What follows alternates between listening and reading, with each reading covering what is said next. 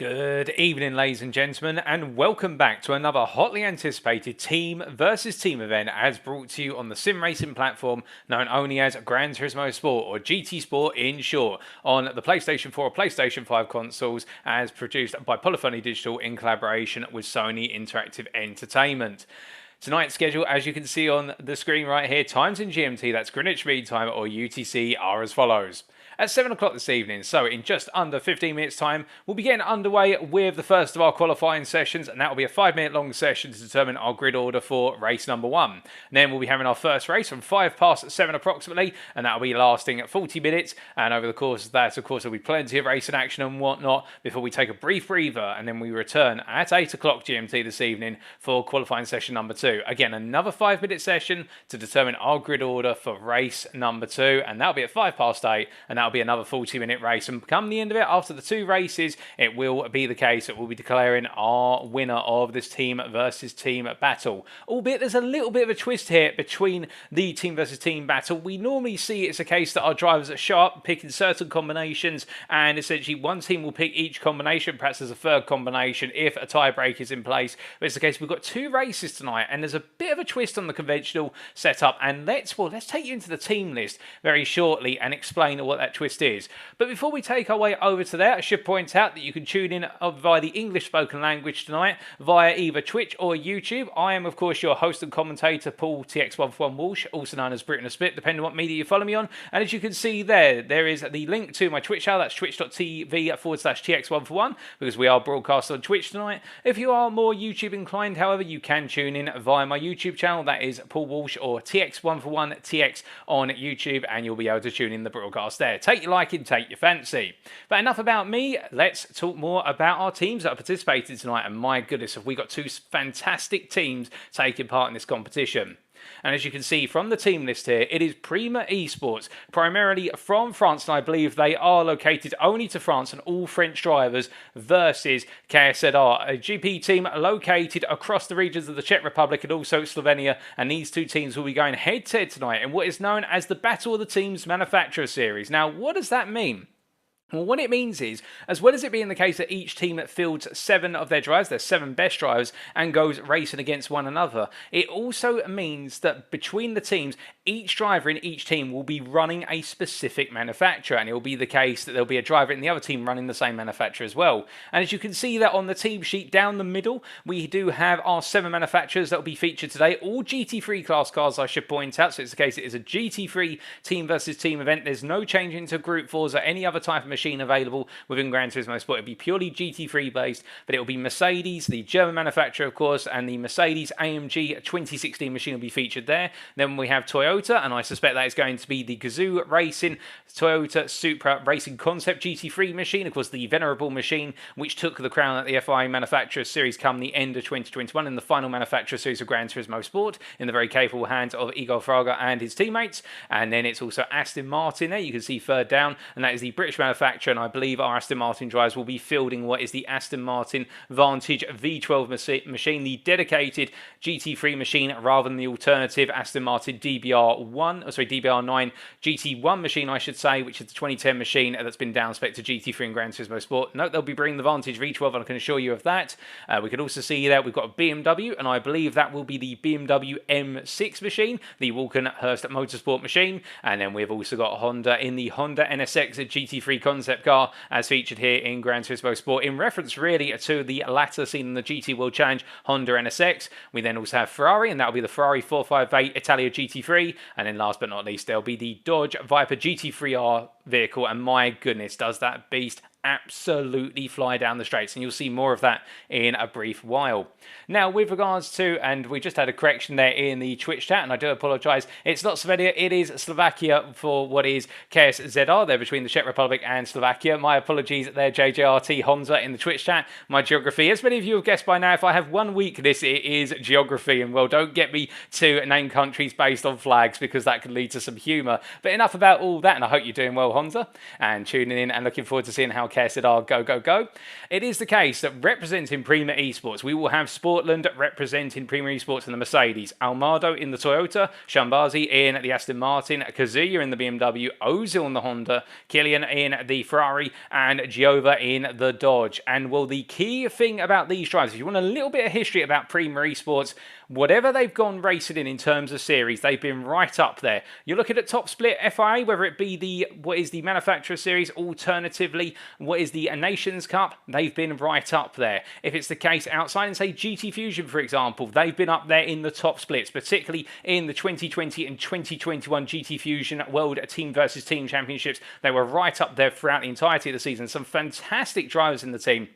I mean, to be fair, all 7 drivers who'll be featuring tonight are absolutely fantastic across the board. But if you have to look out for a particular name, well, many of you will know PRiMA Kazuya from where's GT Fusion with some absolutely phenomenal drives. Also, to be fair, PRiMA Killian, who has been quite a name that's been featured multiple times within the Manufacturer Series. And, well, that's just named 2 out of the 7 there. And most recently, in terms of achievements, if you've been watching the Road to Gran Turismo 7 Championships, and particularly what is the FIA Top Split, you'll have heard recently that in the Top Split for round number 3, if I remember correctly, at the Red Bull Ring, it was the case that PRiMA scored in the top 4, all 4 drivers. So it was the case first through to 4th were all PRiMA Esports drivers. Now, on the other side, meanwhile, on KSZR, the GP2, of course, the mixture of drivers from the Czech Republic and also from Slovakia, is the case that we have Fischke, who will be driving in the Mercedes, Sapien in the Toyota, Mazzaros in the Aston Martin, Max Range in the BMW, Napali in the Honda, Zabi in the Ferrari, and Hulip in the Dodge. Now, of course, all 7 of these drivers, very fast, very ferocious drivers, and all building a massive reputation, and have built themselves a massive reputation, I should truly say, over the course of their time. But just to talk a little bit about some of the drivers here, it is the case that with regards to Zabi in particular, so our driver who'll be in the Ferrari tonight for KSZR, what he was saying to me is that it was the case that in the V4 Future Esports Festival in Budapest back in 2020, he did end up coming 4th, and he was the fastest from Slovakia in that competition. And it is the case that in the regional championships in Slovakia for Gran Turismo Sport, he's been the 2nd fastest and the 4th and 5th overall over the course of the regional championships, and even extending into the FIA Series. On top of that as well, in terms of other drivers within the team, well, Fischke in particular, some of you will have seen him particularly hanging around in top split and also 2nd split where it's FIA, but Sapien, Mazzaros, Napali and Hulip as well right up there. But it's the case that whilst they perhaps don't always get the headlines, they are very, very strong drivers. I mean, I can tell you one thing, ladies and gentlemen, I would only dream of being able to match the pace of these guys across both teams, and it's going to be absolute fireworks as to how they get on tonight. And of course, KSZR hot off the team versus team event on Wednesday earlier this week, so that was Wednesday the 23rd versus KKR. Well, it didn't quite work out for KSZR. They were beaten on strategy primarily over the course of the 2 races, but tonight they'll be looking to come on even strong and avenge what was a difficult day on Wednesday. But going from our drivers who are participating to the rules then, well, of course, we've got to have rules. If we didn't have rules, well, then we wouldn't be going racing. In general, our drivers are expected to avoid contact where possible in racing. Of course, sim racing, much like real-world racing, aims to be a non-contact sport where possible. There may be the occasional door bump and whatnot, but it is one of those cases as well where we want to discourage contact as much as possible. And, well, with regards to our drivers' tyre choices, they will be required to use the Michelin Racing Soft, the Racing Medium and the Racing Hard tyre compounds over the course of each of the races, with each compound being used for at least 1 lap. But it is the case at the circuits that will be seen tonight, given the length of the pit time loss, for a tyre change alone, it's likely that the medium and the hard are going to be run for more than 1 lap, unlike the old days of Gran Turismo Sport, where we did have the incredibly short pit stop times. Mechanical damage has been set to heavy, meaning drivers must pit to repair damage. There's no magical repair work on the car whilst they're out on circuit. If they've got damaged aero, a damaged suspension or a damaged engine, our drivers have got to come in and get it fixed. Alternatively, they've got to soldier on. Traction control, so that's TCS, and anti-lock braking system, that's ABS, are permitted. Our drivers are allowed to use them as much as possible, only those 2 systems. And it is the case that our drivers must burn track limits penalties before starting the next lap. So if a driver picks up a track limits penalty over the course of what is a lap, they must burn the penalty before they start the next lap. And if they pick it up literally on the start-finish line or just coming onto it, they've got to burn it immediately. And I should also point out that drivers are not permitted to swap manufacturers with other team members between races. And what does that mean in English? Well, it means, let's say, for example, if one of the drivers in PRiMA, so Kazuya, for example, racing in his car that he's chosen for tonight, if he decided between races 1 and 2 that he wanted to actually jump into one of his teammates' cars who's running for a different manufacturer and his teammate wanted to swap over, they are not permitted to do that. It is the case they are locked into their car choices, and that goes to show you as well, given the fact they're locked into their car choices, both teams have had to put in a lot of testing work and a lot of timing work to decide which car is the right car for them. But with that in mind, of course, as all our drivers are itching to go racing at the moment, we can see the qualifying sessions shall have the same tyre wear and fuel multipliers as their respective races. So there will be tyre wear and fuel consumption in qualifying, and as the rest of the rules, race number 1 tonight shall be at the Interlagos Grand Prix circuit, with tyre wear being ×3 and fuel consumption ×5, and race number 2 shall be at the Monza Grand Prix circuit with the chicanes, and tyre wear shall be ×3 and fuel consumption once again ×5. But I think that's a lot about rules and regulations and whatnot. I know what you're all here for. You want to see the cars out on circuit. I do indeed as well. And, well, it will be the case that we now take you to the live pictures. As we do see Fishka, we was just briefly making his way out of the pits, but then decided not to. And I think it is the case that everybody who was in the lobby at the time has decided just to do what was a practice qualifying start for everybody to be able to get out of what was the pit lane. And we will very shortly, I think, seeing everybody unready and then everybody readying up once again and making their way on around. Now, I am hearing that there is going to be actually a slight delay to proceedings. You can see the timer in the top right corner of your screen, 18:55 it reads at the moment, so that's 5 to 7 this evening GMT or UTC. We are hearing there's going to be a slight delay for 2 of the PRiMA drivers who are on their way to go racing. I believe in particular it's Gio that is running behind schedule, so we are expecting that we're going to be starting about 5 to 10 minutes behind schedule, but in the meantime that gives us the opportunity to see our drivers' liveries, see them making their way out and around on circuit, and we can talk a little bit more about the cars that are being featured today and what we can expect with regards to each of the cars. Given the fact that this is a manufacturer's team battle as much as it is a team versus team battle, we do need to talk about the cars and what their respective strengths and weaknesses are. And let's start off here with the Mercedes AMG GT3 as driven by Fishka.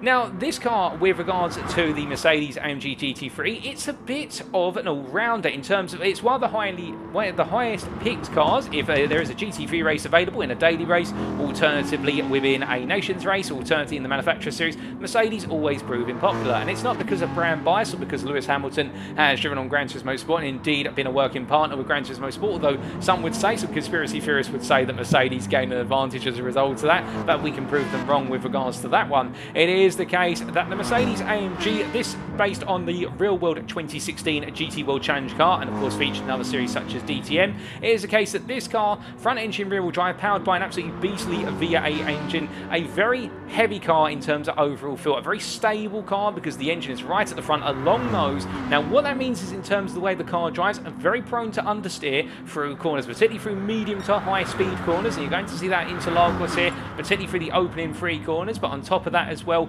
as our drivers make their way through the middle sector through turns 6 and 7, this car notably wants to understeer, and also it's not too good on fuel efficiency. It's hard to fuel save with this car because you do need to upshift quite late in the RPM bands, but the return side of this car is when tyre wear does start to stack up, the car feels about the same, and as a result there's not too much of a worry with regards to driving this car on worn tyres. It is the case that a driver can adapt quite nicely, so we're expecting the Mercedes AMG to be really mid-pack in qualifying and mid-pack in the race, but depending on how the drivers navigate the tyre wear, it may be the case that they're able to gain an advantage there.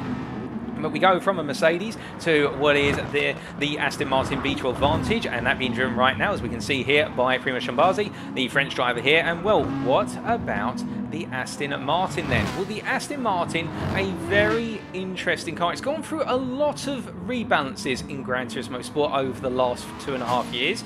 It is the case this used to be seen as one of the strongest cars within Gran Turismo Sport. It was the case if you had a Manufacturer Series race and you wanted to pick a brand that was reliable in the GT3 races, you went Aston Martin. If it was a Nations race, you went Aston Martin. The reason being because this car used to have a little bit of everything. It used to have tyre stability, so when the tyre wear picked up stability with increasing tyre wear. It used to have strong fuel consumption. It used to have great straight line speed. The only thing it didn't really have was the best of cornering.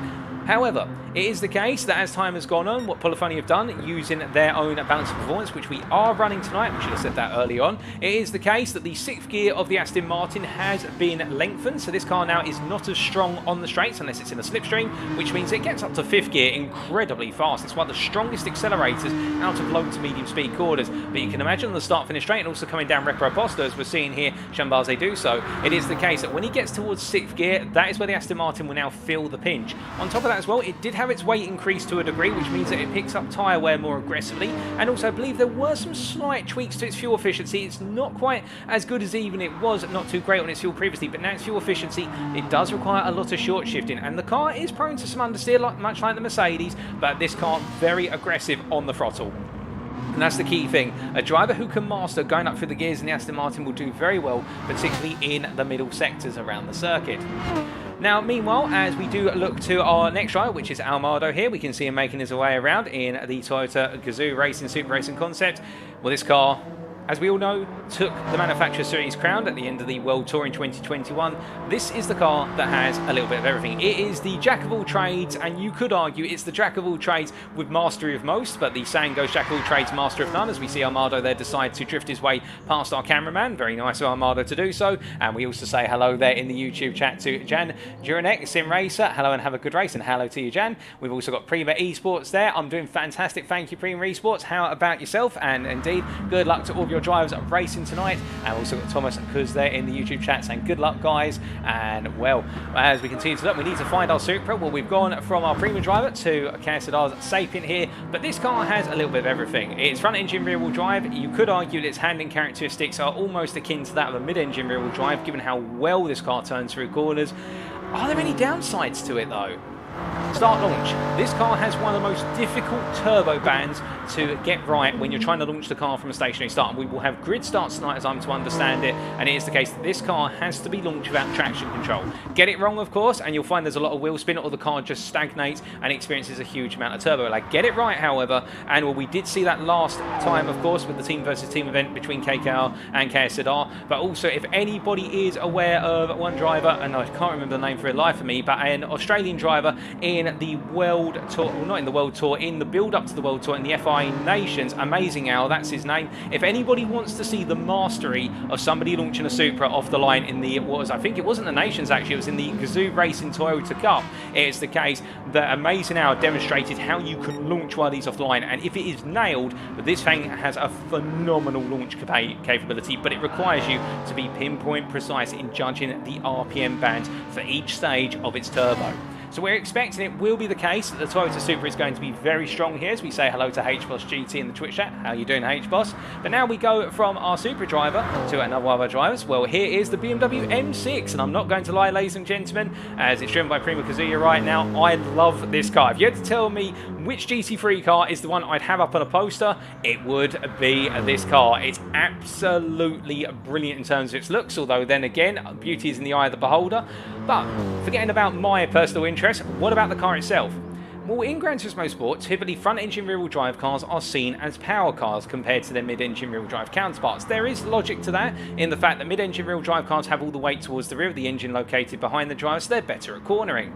The M6 is front-engine rear-wheel drive. It has a V8 engine supported by a twin-turbo mechanism, and as a result, that means that this car has got a lot of punch. However, the balance of performance for this car makes it quite heavy, makes it quite consuming on fuel. Also, this car gets quite difficult to drive with increasing tyre wear, but the odd thing about it is it's got quite strong handling characteristics. It's almost as if it's the handling car within the power group of GT3 on Gran Turismo Sport. This car, if you're at a circuit which has got some handling sectors but also some straight, this car can do very well. The only downsides, I say, is because it's aggressive on its fuel, plus also it becomes a bit unstable with regards to its tyres after a time. It can make it a difficult car to drive for rookies, but to be fair, we're looking at professionals here, and well, Kazuya will be making that M6 fly, I can assure you. As we continue to look around, we do have Sapient here making his way around in the Toyota Supra, as we saw earlier, and we're just trying to find, and there is Ozil in the Honda NSX GT3. Now, the Honda NSX, as driven most famously, of course, by William Esports' Valerio Gallo, and really he's become the face of Honda, if you will, in Gran Turismo Sport. It is the case, as driven by PRiMA Ozil here for the Team PRiMA tonight. The Honda NSX is a very strong car. Now, it's known to be the strongest car in wet conditions due to the balance of weight of the car, plus also the way it's geared. We're not going to be seeing wet conditions today, unfortunately. I have to announce we will be having dry conditions in both races. But the Honda NSX, a very strong car in terms of handling. But on top of that, it does have quite a strong gearbox. Although 6th gear, a little bit to be desired. Plus also 4th gear is a little bit weaker compared to other cars. The other downside of this car, and really a downside of mid-engine rear-wheel drive cars in general, based on their balance of performance, it's going to be very strong over a single lap, but tyre wear will build up quite dramatically on those rear tyres. And I can imagine Ozil will be moving the brake balance towards the front to compensate, because remember, mid-engine rear-wheel drive cars, they deploy all the power out of the rear wheels, and because the weight is located more towards the rear, it means the rear tyres will pick up more aggressive wear as he makes his way into the pits. Now, other drivers or other cars as well, because we haven't quite covered all of them yet. We're almost through them all. Here is Hewlett in the Dodge Viper SRT GT3R 2015 machine. The American beast here, an absolute monster of an engine under that hood, and it is the case that the KSZR driver from the Czech Republic will be looking to tame it. Now, Dodge has gone through very weird stages in the balance of performance. Up until perhaps the middle point of 2021, Dodge actually suddenly became perhaps one of the strongest manufacturers going because of this car, because of how strong it was on the straights. However, in recent times, in the current balance of performance, Dodge still have perhaps one of the strongest cars in a straight line race. This car is very strong when it goes down a dedicated straight. However, it is very heavy on the front end. There's a massive engine in the front of the car, massive V12 engine, if I remember my cylinders correctly, although I may want to say it's a V10. I can't remember exactly. I do apologise, but somebody can correct me. It is the case, however, a very bulky engine. I want to say somewhere in the region of almost 7 litres, but it is a very, very strong car in terms of straight line performance. However, because it's heavy and because it's got so much weight concentrated towards the front, this car is guaranteed to understeer. And we can imagine that Interlagos here, in Sector 2 in particular, through the whole variety of corners, the Dodge will lose out. But on a straight such as this, the run out of Juncal corner, turn number 12, to the finish line through the kink of 15, this car is going to absolutely fly. And that is what Hewlett will be looking to try and do tonight. He'll be looking to try and essentially use the beast under the hood to pull ahead, and then try and hold on through the middle sector before charging away again.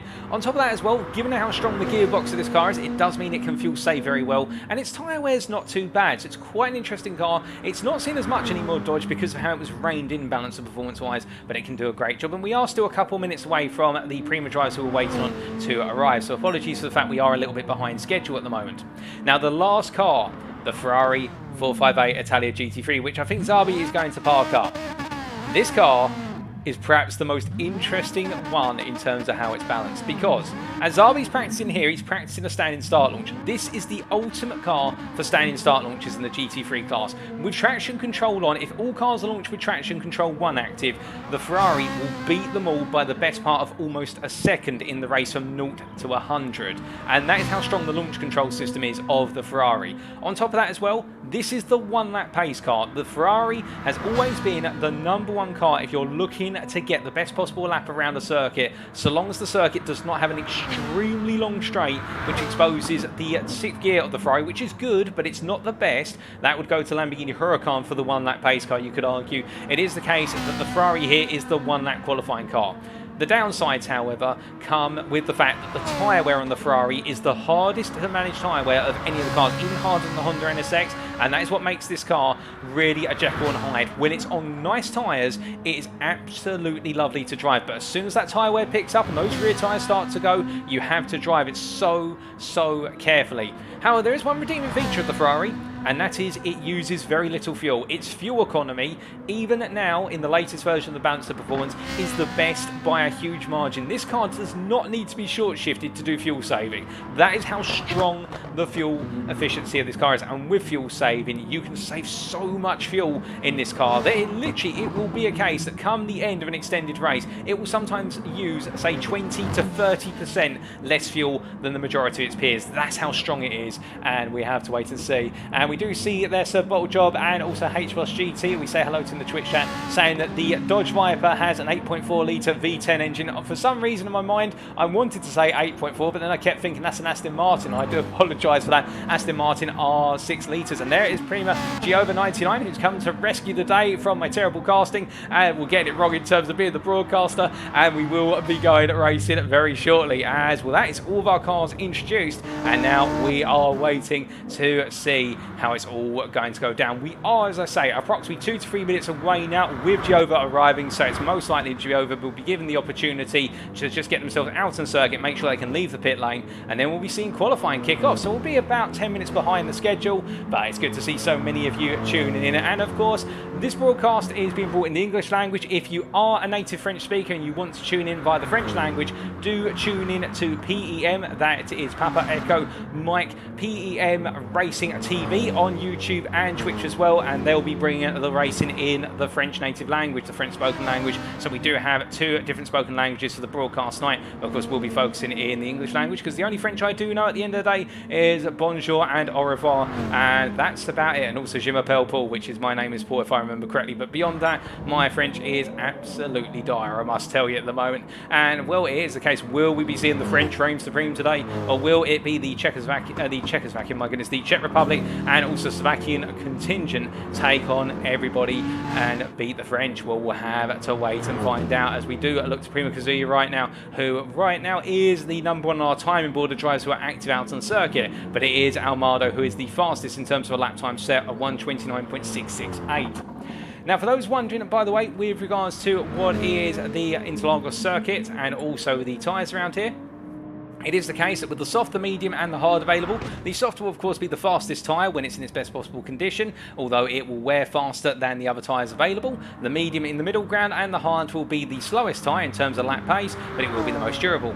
We are expecting the medium tyre to be somewhere in the region of about 1 to 1.2 seconds off the pace of the soft, and the hard to be somewhere in the region of about 2 to 2.5 seconds off of the soft. So that gives you a relative comparison, and that means our drivers want to spend the minimum amount of time on the hard tyre, they want to spend a reasonable amount of time on the medium tyre, and they will not want to spend, well, they will want to spend as much time as possible, I should say, on the soft tyre, as we are still waiting on PRiMA Sportland. I should point out we are still 1 driver down, but we should be seeing them very shortly. As we say hello in the YouTube chat to KKR's Malenke, and well, good to see you, Malenke, and very good driving from yourself in the team versus team event against KSZR earlier this week on Wednesday, and it's nice to see you back and tuning in for some more racing action as we are, as I say, running. In fact, now we're 11 minutes behind at the moment. I suspect we are going to be up to 15 minutes behind schedule, but still plenty of time, and as we continue to wait, it is the case that, well, what else can we talk about whilst we are waiting? Well, in terms of which drivers I think are going to be up there, as you see Giova coming out in the Dodge Viper SRT, it's very hard to predict. And the thing about Interlagos as well, and we will give you an on-board lap when we go into qualifying, Interlagos, for those who's not aware, it is the case that this circuit is used as the official balance of performance circuit by Polyphony Digital for Gran Turismo Sport. They've used this throughout the years of the Sims history. It's been used all the way back since 2016 and onwards. There are a couple other circuits which are used, as I understand it, but Interlagos is the #1 circuit, and you may be wondering, well, why is that? Well, the simple reason is because this circuit has a little bit of everything. Sector 1 is all about medium speed handling and also straight line acceleration, and meanwhile Sector 2 is all about handling from top to bottom, so high speed handling down to medium speed handling down to slow speed handling, also all the way through braking, so the transition of braking of the car, rotation, we've got a number of direction changes, much like we do through the center S's here in Sector 1, which we can see Giova making his way through right now. But on top of that as well, it is the case that Sector 2 also has some minor camber changes, which can be quite an effect or a detriment on a car. And in Sector 3, well, it's one very sharp left-hander, and then it's an uphill race. It's all about acceleration, torque, and top speed. Sector 3 and come into that start-finish line. So you put that all together, and you have a circuit which will test approximately 80 to 90% of a car's capabilities, and that is how things are balanced in Gran Turismo Sport. There are a couple other circuits which I believe are used as secondary reference circuits, such as Catalonia, for example, and also I do think it's the case, and I want to say, as we see PRiMA Sportland has arrived, our final driver to arrive tonight, I believe it's also the case that one of the Dragon Trail variants, I think it's Dragon Trail Seaside, may have been used as a balance of performance circuit at the past, but that's more of a power circuit typically, as we do say hello in the YouTube chat to Lucas Quebec there, and well, good evening to you, Lucas, and I hope you're doing well. And also, I didn't get a chance to say this earlier, in fact, hello in the Twitch chat to XXX Driver 16, who is cheering on KSZR and wishing them good luck, and well, it's good to see you here as well, XXX Driver 16, sorry for missing you, and the same to Lucas, as we now are, well, we've got to be only barely minutes away with all of our drivers here, and I think we are getting an all okay request there, so we will say yes to that. Give us a brief moment.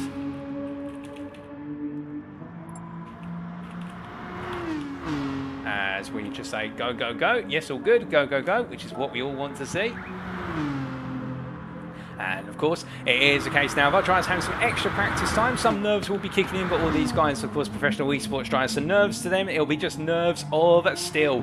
Although we do see some mistakes from our top drivers at this very high level. And of course, starting off at Interlagos, there was the question as to where would they start. Would they start at Interlagos tonight or Monza? Well, in the end, the decision was made to start at Interlagos, and I think really Interlagos is the appetizer for things to come at Monza, because of course the legendary run down to turns 1 and 2 at Monza. If you want to name a more infamous combination in terms of things that a sim racing driver fears, as we get the countdown there for qualifying, ladies and gentlemen, it is time. 5 minutes. Who's going to be on pole come the end of it?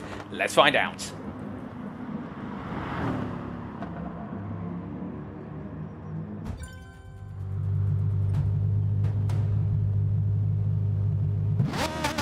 Immediately, all of our drivers will be looking to take to the circuit as soon as possible here, as we do see it's the case that Zarbi and a couple of his teammates making their way out first and foremost here. And I think KSZR making their way out of the pits first and foremost. Meanwhile, PRiMA taking a little bit longer to come out of the pits. I think they've decided to come out a bit late, although Max Range there and the Hungarian driver, in fact, so it is the case that KSZR representing the country of Hungary as well tonight with Max Range. It is the case that PRiMA decided to come out second from the pit, and I think give themselves a little bit of breathing room, and perhaps also give themselves the opportunity to see what the lap times are from KSZR before they then respond to them. Well, we'll have to wait and find out whether that is the ideal tactic. As you can see here, it is the case the KSZR army making their way up towards turns 6 and 7 here with Zarbi right at the front, and we're expecting really the Slovakian Zarbi to be the pace setter here, because he is in the Ferrari, and we know Zarbi a very fast driver, and it is the case he drives right on the limit, and the Ferrari is going to be the one lap pace car around here at Interlagos. And the interesting thing is, if you ever look at a time, what is a time trial sheet with regards to the best drivers across EMEA, alternatively the United States, alternatively the Asia Pacific region, you will never see the same car right up there in the top 10 spots, for the simple reason this circuit is so well balanced to the cars. But enough about talking about the times of them. It is the case we ride on board with Zarbi as he takes us around for the opening flying lap in this qualifying session, done on the racing soft tyres, which is the set of tyres you want to be on, as he makes his way on through and onto a lap.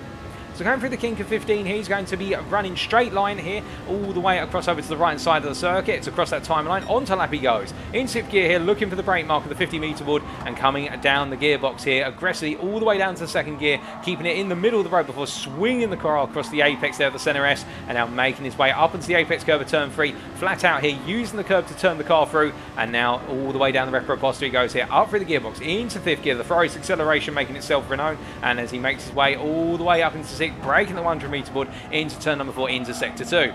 3rd gear here, getting back on the throttle as soon as he feels the car catch on turning, and now rolling down through turn number 5. A nice exit out of turn number 4. Now coming up the hill into turn 6 and 7. Into the right hand here, trail braking at the 50-metre board, coming down from 5th to 3rd, snap shifting down to 3rd on the apex of 6, and then up shifting to 4th for the apex of 7 to get the extra rotation before braking into turn number 8. An unsighted braking zone in terms of there's no official brake marker, you have to do it by feel, and then using a series of up and down shifts through turn number 9 there, from 1st to 2nd to 1st to 2nd and up to 3rd to get the car pushed through, and now coming into the hairpin at turn 10. A difficult corner this one, you want to get on the throttle as early as possible, use the camber on exit from 1st into 2nd, a little bit of snap oversteer on the exit, but he keeps it together down through turn number 11, having to lift briefly, upshifting from 3rd to 4th, and now braking into the Juncal corner at the 50-metre board, coming down to the 2nd gear, and now charging all the way through flat out up the hill here, using the torque of the Ferrari, and everyone will be using their engine torque to charge uphill and make their way around to complete the lap. And what is our open lap going to be here in the hands of the KSZR driver as he comes on through? Well, let's wait and see. I reckon it's going to be fast. He's going to hold to the left here to shorten the run to the timing line, and it is a 30.4, and Hewlett behind a 30.7 there in the Dodge Viper. What about Sapien and the Toyota? Well, he's the fastest of everybody so far, and he thinks he can do better because he's decided to straight line rather than hold to the left, and we can see it is the case the PRiMA drives are now setting their lap times, and will Killian first setting what is an absolutely ferocious lap there. Killian with a 29.7, as we do see Almado by comparison a 29.9. 29.7 as well, but almost a 10th down. And then only 1,000th off of him is PRiMA's Kazuya, and it is Sapient right now in the Toyota Supra who splits the top 3 PRiMA drivers from the rest of the field, but it's Giova after him in the Dodge Viper there, 130.3, and it's Fischke. We can see it making its way on through in, I believe that is the Mercedes, unless I'm very much mistaken, and that is the Mercedes indeed, and Fischke coming on through right now, P6 overall. Max Range, meanwhile, down in P8 here, the Hungarian driver in the Bmw M6, and we are expecting the Bmw M6 to be more of the race car here rather than the qualifying car, it should be said.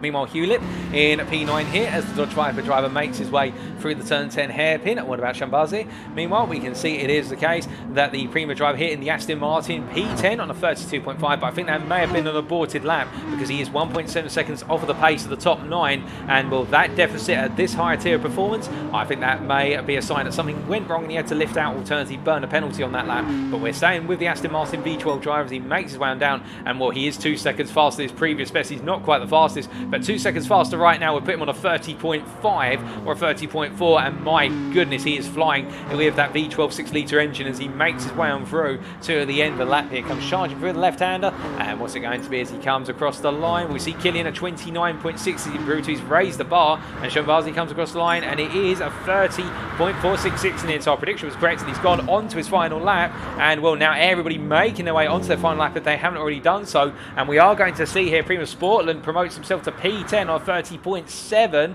What about other laps here? We see Mazzaris coming on through. He can't improve too much, but he improves in the end to P11 with Nepali dethroning him from P10, and it's the case the Honda NSX on a 30.5. Now, who else have we got coming on round right now? We see Sapient there. We're just trying to see who's coming to the end of their current lap. We've got one driver making their way towards the end, and we will find them in short notice, I promise you that. And it is the case PRiMA Ozil here in the Honda, who's yet to set a lap time, and in fact, it's gone wrong for PRiMA Ozil. He's going to be starting from the back, but he's on the medium. He's starting on the medium, so that is an interesting strategic choice. Meanwhile, we can see PRiMA Armado here, the last of the drivers who have on their final flying lap. Remember, 5 minutes, they only really get 2 to 3 flying laps, depending on what tyre they start on. Of course, they start on the medium or the hard. They will have wanted to have pitted to change tyre before going on to the soft, as Kazuya's definitely finished his overall run in qualifying. And we do see Sapient coming on through here. Giova's finished. Fischke coming up through the final corners, but trying to find the drivers at the head of the pack, and it's the P13 driver there of Hewlett who's at the head of the pack as the Dodge Viper driver comes across. A 30.4 is improved. Zarbi improves to 30.0, so both of them improving quite dramatically in here in fashion, as Sapient improves to 30.2 off camera. But Amado is going to be the last driver here to finish their qualifying session. Will he be able to dethrone his teammate Killian from the top spot? I think it's going to be close. Will he be able to? No, not in the end. He was off by 1.5 attempts, but that means pole goes to PRiMA's Killian 19. It's time to go racing.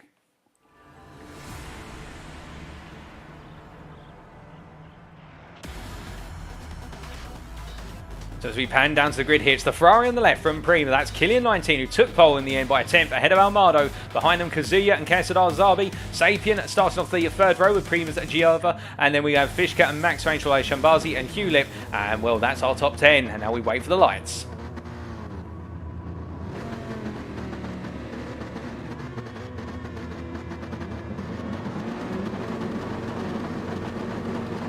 And it's lights out and away we go for race number 1 here in this team versus team series. We see Killian gets a very good start there, as we'd expect in the Ferrari. Meanwhile, behind Zabi, also getting a fantastic launch as Fischke goes for a move early. Kazuya goes very deep, very early on, and just runs off circuit there. I think misanticipating how wide the run to turn 1 is. And Shambazi up to P6 as he makes his way on through. But right now, the head of the pack and trying to break away early is Killian, and Almado in the Supra has been able to hold on to P2 here. And I think Almado will be able to make that Supra a very tricky car to pass, as we see making their way down to turn number 4. It is the case that Giova up the inside here of Zabi as they come through the left-hander, and Giova's going to have to run through 5 in the Dodge Viper. The Dodge demonstrating its beastly characteristics as it makes its way up the hill. Fischke's safe, but Zabi's coming back on the inside here through 6-7, and the Ferrari at this point will now have the advantage, as we see Shambazi there making his way the inside of his teammate and going all in for a potential move. He's not able to find it. Meanwhile, Hewlett getting the door shut on him at the last moment, and Giova trying to come on through as they come through turn number 9. This is going to be very close. The two Dodge drivers immediately going toe-to-toe. Hewlett's knocked a little bit wide,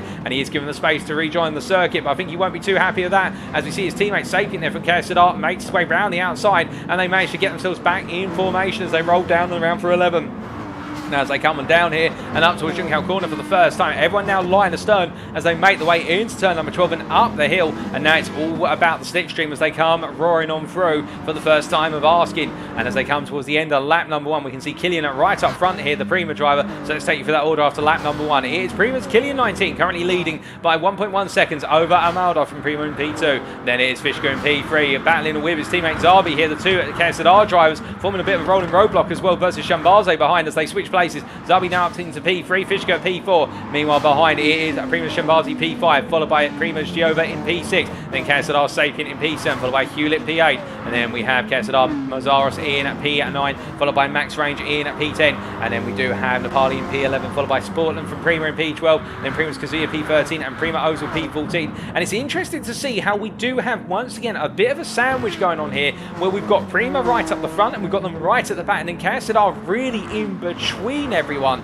A dynamic that we have seen previously in other team versus team events, and I think it may be the case that PRiMA are trying to split the strategies again. And could KSZR perhaps be caught out here through the fact that they're all forced onto a single set of strategies? We'll wait and see. But right now, Nepali having to go very defensive in P11 here into turn number 8. The Honda NSX driver under huge pressure from Sportland and Kazuya in particular. They're all trying to get on through, but there is no way through right now versus the Honda NSX. And to be fair, Nepali showing the handling characteristics of the Japanese machine as he makes his way out of what is turn at number 10 there and through turn number 11. Now, some of you may pick on me there and say, well, wasn't it developed in the United States? Indeed, it was Acura, the team working with Honda, the United States version of Honda, if you will, or their United States manufacturer equivalent, who worked on the Gen 2 NSX. But you can see Nepali's gone a bit deep there, and it is the case that Sportland are able to gain the position immediately as they roll out of 12 and through 13 and 14, and the Mercedes AMG driver going on the offensive, and Kazuya looking for an opportunity, but he can't quite find it right now. Can the Bmw M6 drive? And that shows you the straight line speed deficit of the M6, but he's going to go all in here for P12,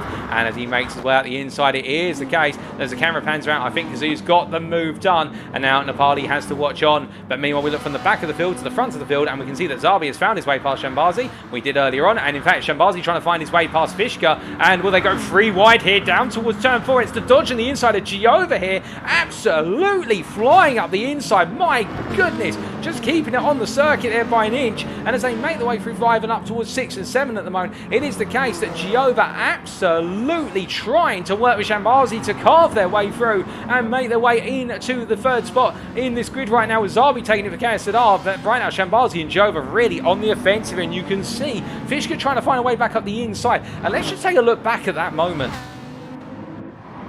Here we ride on board with Joe, and now what you're going to see, Shambazi's on the inside here. Fischke's been battling with him coming through the centre S's, but now tucking into the slipstream here, Shambazi acts as a bit of a gateway for this move to occur, staying on the inside. And as they broke down, we look to the exterior cameras, you can see what Shambazi's done there. Great teamwork from the two PRiMA drivers. They've essentially made themselves too wide versus Fischke to prevent Fischke from a cutback, and they've essentially said, right, we're going to hold Fischke on that outside line, and then we're both going to gain the places together. And that teamwork has got them up into P4, P5 now, and Fischke has to watch as a result as they make their way through turn number 15. As they come on to lap number 4, now what can Fischke do in return? Well, I think he's got to let the race come to him in that Mercedes right now, because it is the case the Mercedes grows into the race. He's going to go for a move here, interestingly, versus Joe. He gets back ahead here, but again now as he comes out of turn 2 and into 3 through the centre S's, will we see Giova deploy that Dodge Viper power once again? That 8.4 litre V10 engine, of course, as they roll on out. And you can see Sapien behind getting a little bit impatient here. He wants to find a way past, but that's one of the downsides of the Supra, because it is the jack of all trades car, and a very strong one at that. It doesn't quite have enough of an edge, even in the slipstream,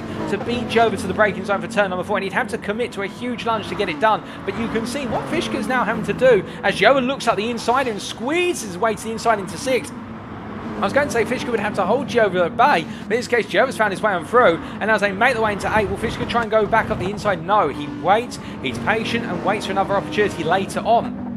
As we look from them to a bit further down the order, we can see it's the case of really KSZR right now with a huge queue of 5 drivers, from Fischke in P6 all the way down to Max Range in P10. We're looking at Mazaris in P9, and I think they're all trying to fuel save off of one another right now and run in formation here, and there must be an ulterior strategy in mind. As meanwhile, PRiMA Kazuya, having got past Nepali earlier along, he is now starting to catch up to the KSZR train a little bit further up the road from him. He's currently in P11 with Sportland behind him, and the last place driver at the moment is PRiMA Ozil here in the Honda. And remember, he did not set a time in qualifying as far as we're aware.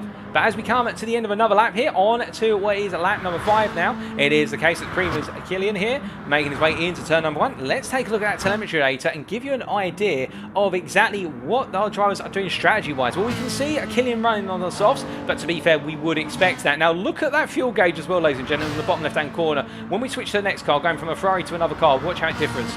And there you go, PRiMA Armado, whilst he will have been doing some fuel saving, you can see a quick short shift there, we just caught it sneakily on camera. It is the case that he is currently, Armado is about 5 to 6% down on fuel versus the Ferrari. That is how strong the fuel efficiency is of the Ferrari, even with Armado short shift in that Toyota Supra, and that is what the Ferrari is going to be very strong at later in the race when we do have the fuel pit stop. Zarbi, by comparison, has actually used a lot more fuel because he's trying to catch up, but our top 3 on softs here, and Zarbi really pushing it. He wants to try and get after that Supra.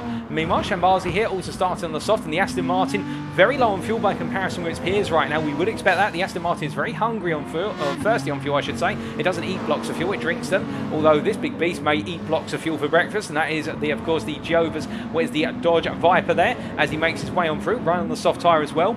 Meanwhile then, we also have the softs for Fishka in the Mercedes. We're behind him, Sapient here on the soft. We've also got Hewlett on the soft in his own Dodge. And then we do have one Mazzaris here in the Aston Martin. And then behind him we do have Max Range in the BMW. Gets a little bit of snap oversteer on exit there and has to bring the car back together.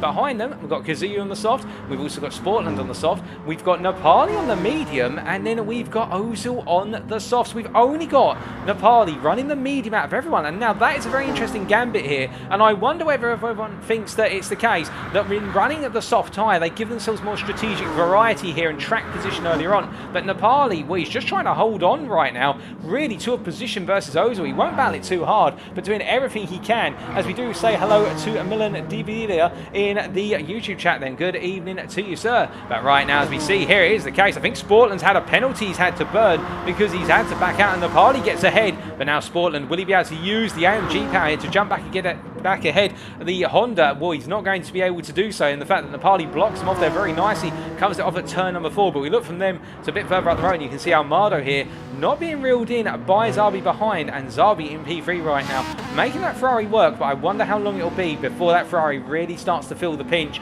of that tyre wear. I think it will come in approximately 3 to 4 minutes time of that tyre wear transition does start, and then we'll start to see Zarbi just being a little bit more on edge, particularly through these low speed corners when he gets on the paint. You can already see how he's fighting at the steering wheel there, coming out of turn 10 to keep the car pointed where he deploys power. And Shambazi and Jehovah are closing on him very gradually at the moment. They're letting the sturdier nature of their front engine rear-wheel drive machines, the Aston Martin in the case of Shambazi and the Dodge Viper in the form of Jehovah, it's the case they are starting to catch up to the P3 driver. But things right now have entered a little bit of a quiet phase in this race, it should be said. We're waiting to see how the strategies play out, really the closest battles in the circuit, if we're not thinking about the drivers' rivalries within their own teams, so Sapient and Hewlett here for KSZR. The closest battle we really do have here is Nepali in P12 versus Sportland. Remember, Nepali's on the medium. Now, surely Sportland's aware of this and he needs to find a way past and break away, but it's the case that Sportland not able to beat Nepali to the braking zone into turn number 1. But to be fair, with the Honda NSX and the tyre wear that the mid-engine rear-wheel drive cars pick up, it would be the case that Nepali's most likely running a brake bias towards the front. I would say about 3 to 4 towards the front. He won't want to run 5, and through fear of locking up, he can brake much later than the AMG. It's a drag race down to turn 4 with Sportland on his inside, and he's going for the mover, and Nepali can't outbrake the German machine that comes on through here, and Sportland finally getting ahead, but he's cost himself a lot of time here, and if he doesn't realise he's racing against a medium short runner right now in his soft tyre machine, it is the case that Sportland has lost out dramatically in terms of overall time. As we do say hello there in the YouTube chat to PRiMA's Tyre Off, and well, no problem at all to you, Tyre Off. Love streaming these races, and it is the case. Thank you for tuning in, good sir. As we do see right now, Ozil behind here, Nepali really in the PRiMA sandwich right now, and it is a filling of a medium running KSZR machine, and let's see how he can do a little bit later on. As 10 minutes this race have cleared, still half an hour plus the final lap to go.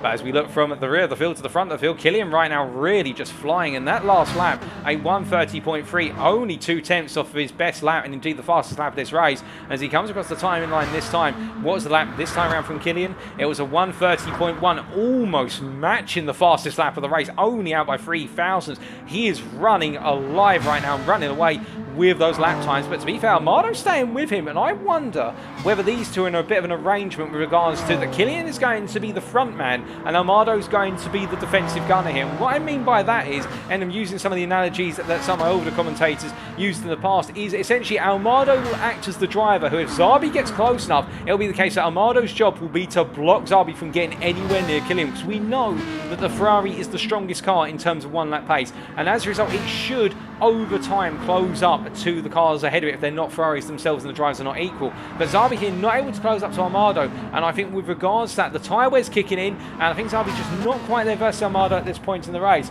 And as they roll on through, you can see here how PRiMA Shambazi here in P4 with the Aston Martin driver has closed up quite considerably to Zabi, and meanwhile Giova also with him right now. To be fair, Giova has been really taking time out of his teammate, and again I wonder whether they're trying to work something out, because we saw Giova and Shambazi, brilliant chemistry between the two of them earlier on to get into P4 and 5 when they battled with Fishka, and perhaps these two have got a strategy lined up where they're running as a pair in this race. They may be on comms, of course comms are not disqualified from this series. It is the case that our drivers are allowed to work together as teams. That's why this is a team versus team series and not an independent driver series. We do have the manufacturer style event here as well, where we do have drivers representing each manufacturer. You can see that a flash of the indicator, we just saw out of the corner of our eye coming out of Juncal corner, and Giova being told by Shambazi, come on through, go through on the left hand side down the start finish straight.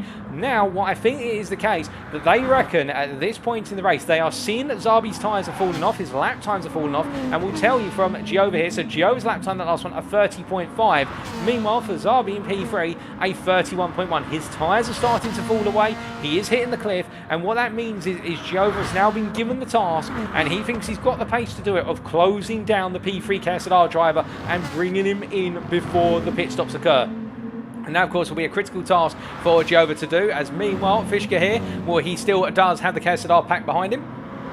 Of course, the roll running in the train here, and we're quite an interesting dynamic to see 5 drivers on the same team all together, and of course all in formation, indeed their sponsors, and well, they'll be very happy in their advertisers on the cars. And we can see PRiMA's Kazuya has closed up massively to the KSZR pack, and I do wonder whether KSZR have perhaps got their drivers in the wrong order, because they're making their way around right now. Kazuya right there, and has stripped time out. In fact, he stripped the time out through turns 6 and 7, and max range actually having to go a little bit defensive versus his rival Bmw M6 driver, as they make the way out of 10 and down through the left hand of 11, and max range under a colossal amount of pressure to try and hold the PRiMA driver at bay, because if he does let Kazuya through, it will be the case that in Kazuya, oh goodness me, I was going to say that, and Kazuya just going a little bit wide on exit there of Juncal corner. We look at the telemetry and he hasn't got too much tyre wear to cry home about, but it is the case, he is picking up some degradation on that rear right and just getting on the power a little bit too soon. I think the rear right just went beyond the exit curve slightly onto some of that nasty AstroTurf, and Kazuya there with a bit of a moment not to want to remember,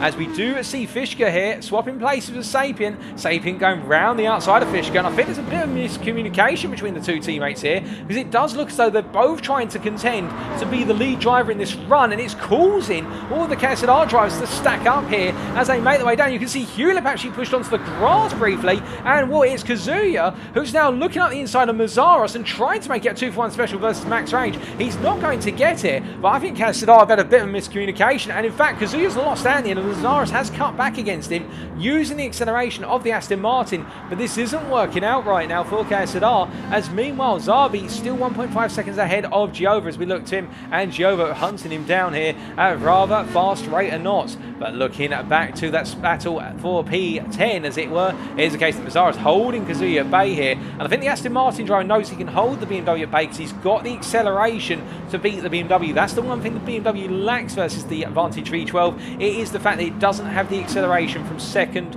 through to 5th gear. It does have very good acceleration in 2nd and 3rd, but not quite all the way through the gear range versus the Aston Martin. And so the Aston Martin, as they go uphill here, it will be the case that the Aston Martin has phenomenal hill climbing capacity versus the turbo-bound BMW M6. In fact, the Aston Martin is second only to the Corvette C7 in terms of accelerating uphill due to the way the RPM bands work on that machine and its engine, the 6-litre V12 engine. And you can see, look how Kazuya's being dropped, even though he's in the draft, and Mazaros here just coming on through. And I think it's the case that Kazuya's looking for that move up the inside. He's hoping that Max Range will open the door there, and well, Max Range shutting the door, but it's not enough, as Kazuya will now have the cutback run through the centre S's here, and as they make the way onto the record post, but this time around for the 11th time of asking, Will we see a move here? And Max Range just in the toe of his teammate, so he will be a little bit safer. He will have a straight line run, but this is not what Max Range will want. He will not want to be having to fend off his rival's car as he makes his way on through it and comes roaring on down through turns 4 and 5. And Kazuya's coming out of turn 4 here and up through 5 and into 6. And he's going to try and go around the outside. It's a daring pass here, and I think Max Range will give him the space, and Kazuya gets himself ahead through 6, but through 7 they're side by side. Max Range will have the defense into 8, but Kazuya's going to stay round the outside here, and well, he's got ahead in the end. Kazuya with a great pass all the way round the outside through 3 corners, and in the end taking the inside run into turn number 9. I think Max Range in the end decided, I just haven't got enough to keep fighting, because you can see he is falling away a little bit as they make the way down through 11. And now Kazuya, having knocked off one KSZR driver, will he be able to take on the other 4 ahead of him? Or will it be the case now the pit stops will interfere as we are inching closer to the pit stops? And you can see Zabi, I think, has had a bit of an off on circuit. He's coming into the pits here, Zabi. He is almost out of fuel, and he peels on in as we lose him there with the camera being obscured by the pit lane. But as we do look to our drivers coming in, we can see here's the case that PRiMA as well going out for their drive, Shambazi, and we're seeing a lot of pit stops start to occur, including Mazaros.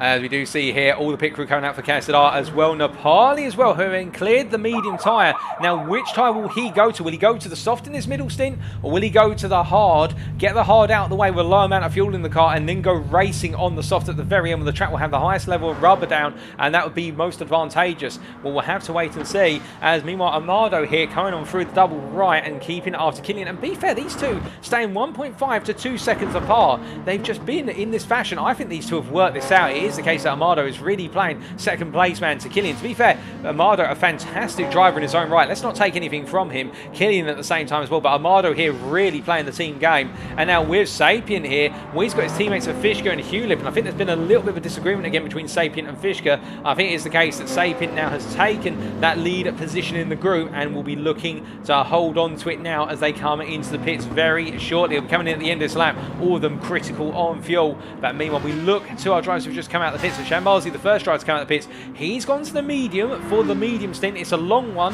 It's almost as long as the soft stint, in fact, and he'll go to the hard at the end. Meanwhile, Zabi, by comparison here, has gone from the soft to the medium with a full tank of fuel. And then behind him, we do have Mazaris here, who's gone to the medium. He's come from the soft to the medium. And then last but not least, Nepali's gone to the soft, so now he wants to make up race time after running on the medium for so long. But meanwhile, into the pits here are all of our leaders minus our overall leader, and that is Killian, and we'll explain why he's not coming in yet. He won't be coming in for some time, but it is the case that as they all come in with similar amounts of fuel. We'll look at what's happening pit stop wise shortly, but here's Killian. We'll look at that fuel tank, ladies and gentlemen. He has still got, I think it is the case, he will have to pit at the end of this lap, but with a little bit more extreme fuel saving, he could have gone even longer on that fuel, and that is the Ferrari's capability here. He can extract more time than anyone else, and PRiMA's Ozil, in fact, staying out as well. And look at the fuel saving that Ozil's done in the Honda NSX, and that might explain actually why he's been so far off the pace in the soft tyre. He's trying to fuel save his way up the field. But meanwhile, Shambazi making his way down and around. Zabi chasing after him here.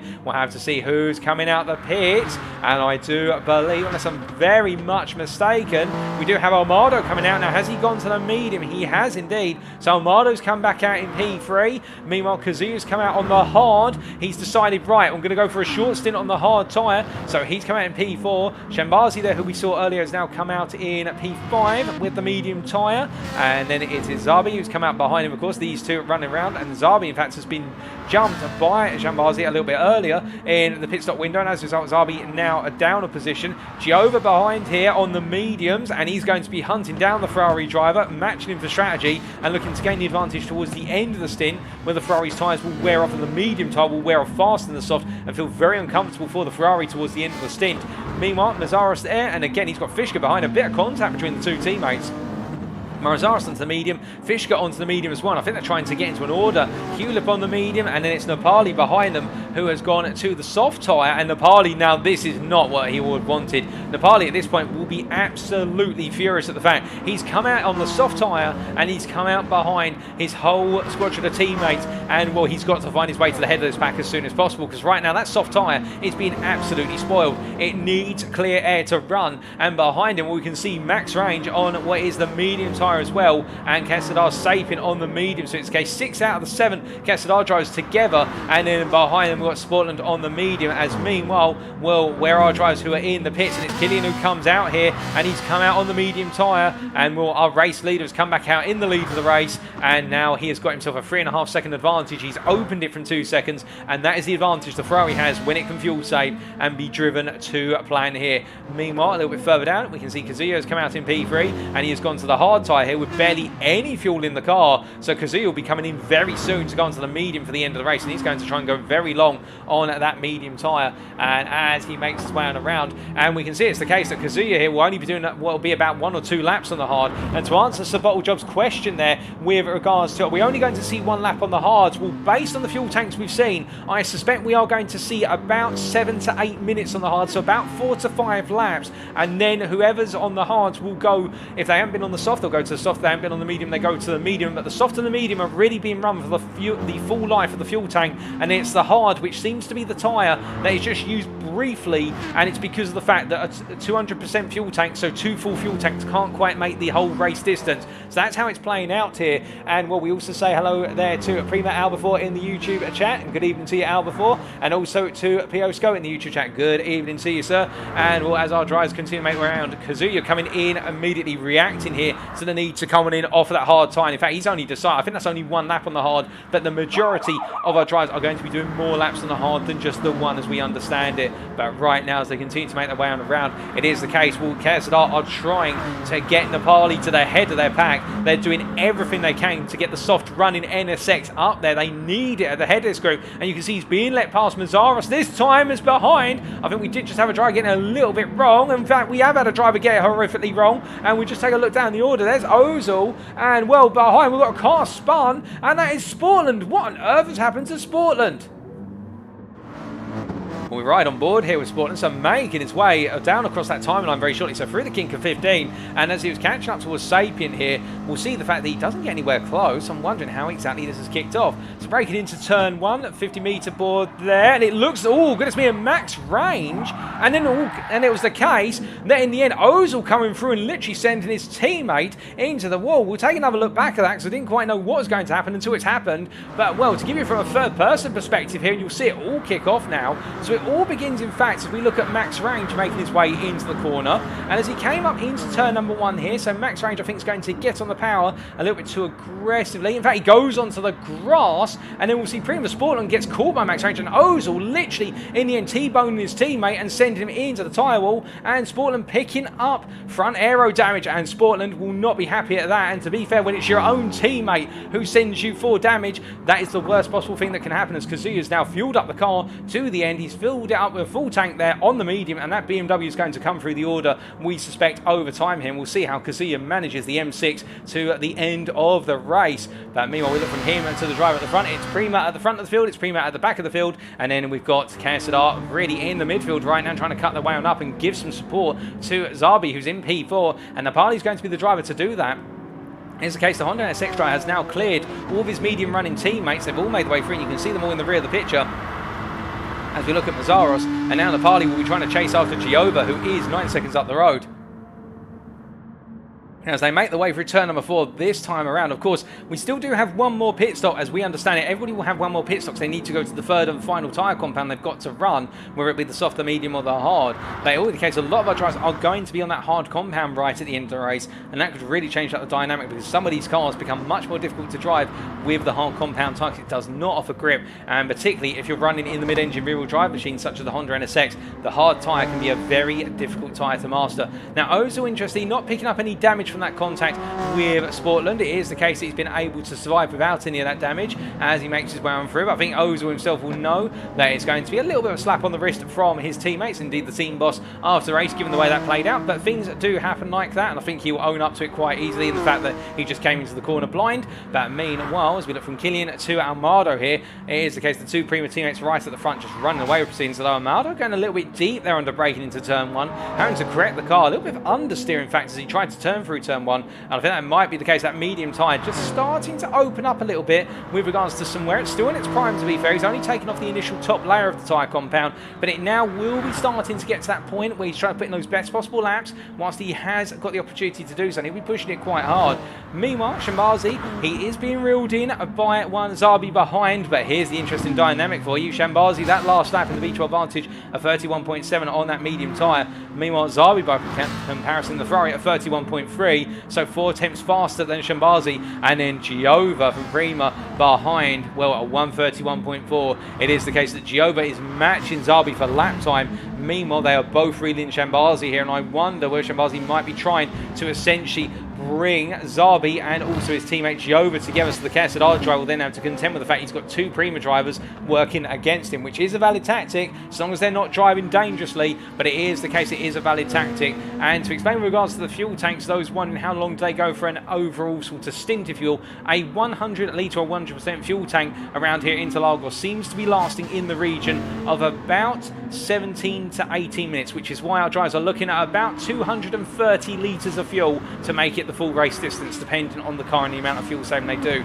And that's why we're seeing more than 1 lap on the hard tyre typically. We're looking at about, if I remember correctly, somewhere in the region of about 230 litres on average for all these cars, as we do see G over here trying to tuck him behind Zabi as they make the way on down, but he's not able to find a way on through at this point in time, and Zabi goes very deep there and misses his apex almost for turn number 2. He has to take a very offline apex, and Zabi, I think, feeling the pressure, and those medium tyres now starting to enter the wear phase, and this for the Slovakian driver, well, this is where it gets very uncomfortable in that Ferrari, because now he's got a car that is gradually coming away from him. And in terms of when we're expecting the final pit stops to go from the medium to the hard, we are expecting those pit stops to kick off around the 5 minutes remaining marks. There will be about 2 to 3 laps as they make the way on through. But as they come charging around right now, we say hello to Bill Bucks in the Twitch chat there saying, let's go PRiMA. And indeed, everybody getting very hyped there in the Twitch chat, which is great to see. A number of you cheering on KSZR. And we look to Hewlett right now in the middle of the KSZR train as they make the way through 6 and 7, and as they come roaring on through, it is the case that the Czech Republic driver here, and with his 2 fellow countrymen, 1 ahead and 1 behind,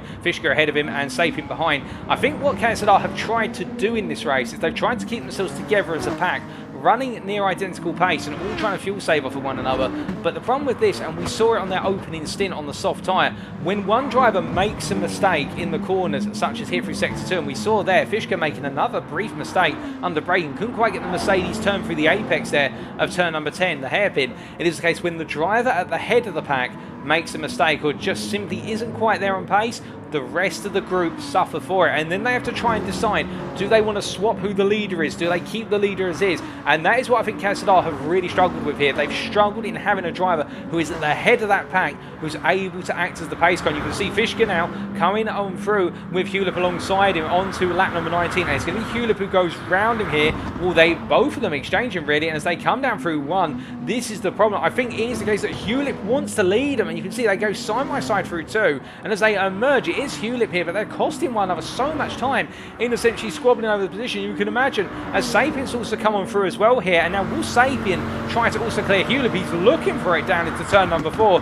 but he backs out in the end. Sapien not having the brakes by comparison with the Dodge Viper of Hewlett in that Supra, but this is the challenge for KSZR. They haven't quite got that pace now down with the lead driver. They're running the great pace, there's no doubt about that, but they just don't quite seem to have right now that one driver who's bringing them forward into that race, and that's what they so desperately need when they're running this close. But to be fair, it's been a valid attempt, and you can see Nepali, now that he's been released, he is winning some sensational laps, and that last lap from the NSX driver of 30.9, to be fair, he is on the soft tyre, so we would expect him to run at least a second faster than equal driving speeds by comparison when I say that equal driver skill in the same car. So it is the case that right now Nepali really trying to make up for running on the medium at the start of the race, where he held Ozil behind him for a very long time, it should be said, and Ozil was on the soft tyre doing a lot of fuel saving. So it was the case, I think Ozil made a choice in the end to stay behind the medium runner, but at the same time Nepali here really going to town as he rolls on through. As he comes to the end of lap number 19 and goes on to 20, it is the case that Nepali, as he presses across that timeline, well, with 10 minutes to go, can he get himself further out the order? Can he go hunting down Joe? Because remember, pretty much everybody is going to be on that hard tyre come the end of the race. There's only a couple of drivers who will not, and the one driver who we will be keeping our eyes on with Max Range, I think, having gone into the pits and onto the hard for the rest of the race, having done some work on the car. They've had to repair the front of the car. Well, no, they haven't had to repair the front of the car in the case of Max Range. I think he's just decided to pit and go onto the hard to give a bit of strategic variety for the team here.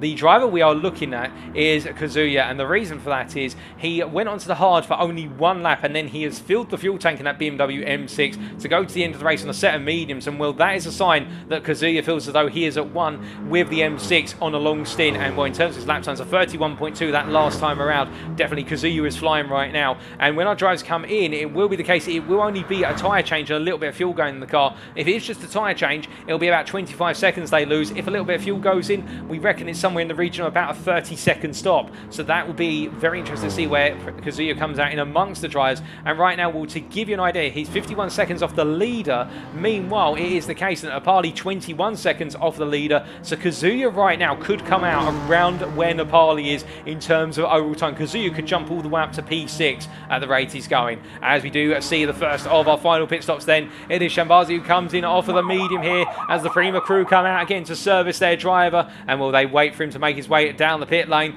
And as he makes his way on down, we haven't got too many battles happening out on circuit right now, so we are just waiting for them to bring the car on in, as it is Shambazi who comes on in once again here. And we can see the Aston Martin V12 Vantage. They go to work, and they're going to have to put some fuel in the car. They're going to need to put quite a bit of fuel in, given how thirsty the car is. He does go to the hard tyre, and where does this drop him out? Well, my track radar, this is going to drop him quite a way down the order, but remember, it is the case that he's getting the first of the pit stops as he makes his way on out, and he will be coming out in what will be I believe it's P13 behind Kazuya, as we see Giova here continue to chase down Zabi. And now this is where we need to look at Zabi and to see, will he be coming in soon? Well, he'll be coming in based on that fuel tank remaining probably in 2 laps time after this lap. And it is the case of Zabi right now. He's got Giova, who is closing, but he's not quite in the slipstream zone yet. And I think Giova's closing on the straights, as would be expected of the Dodge Viper, but he's losing out in the corners right now, and that is keeping the Slovakian at bay. He's doing a very strong job here. Sector 2s are absolutely flying,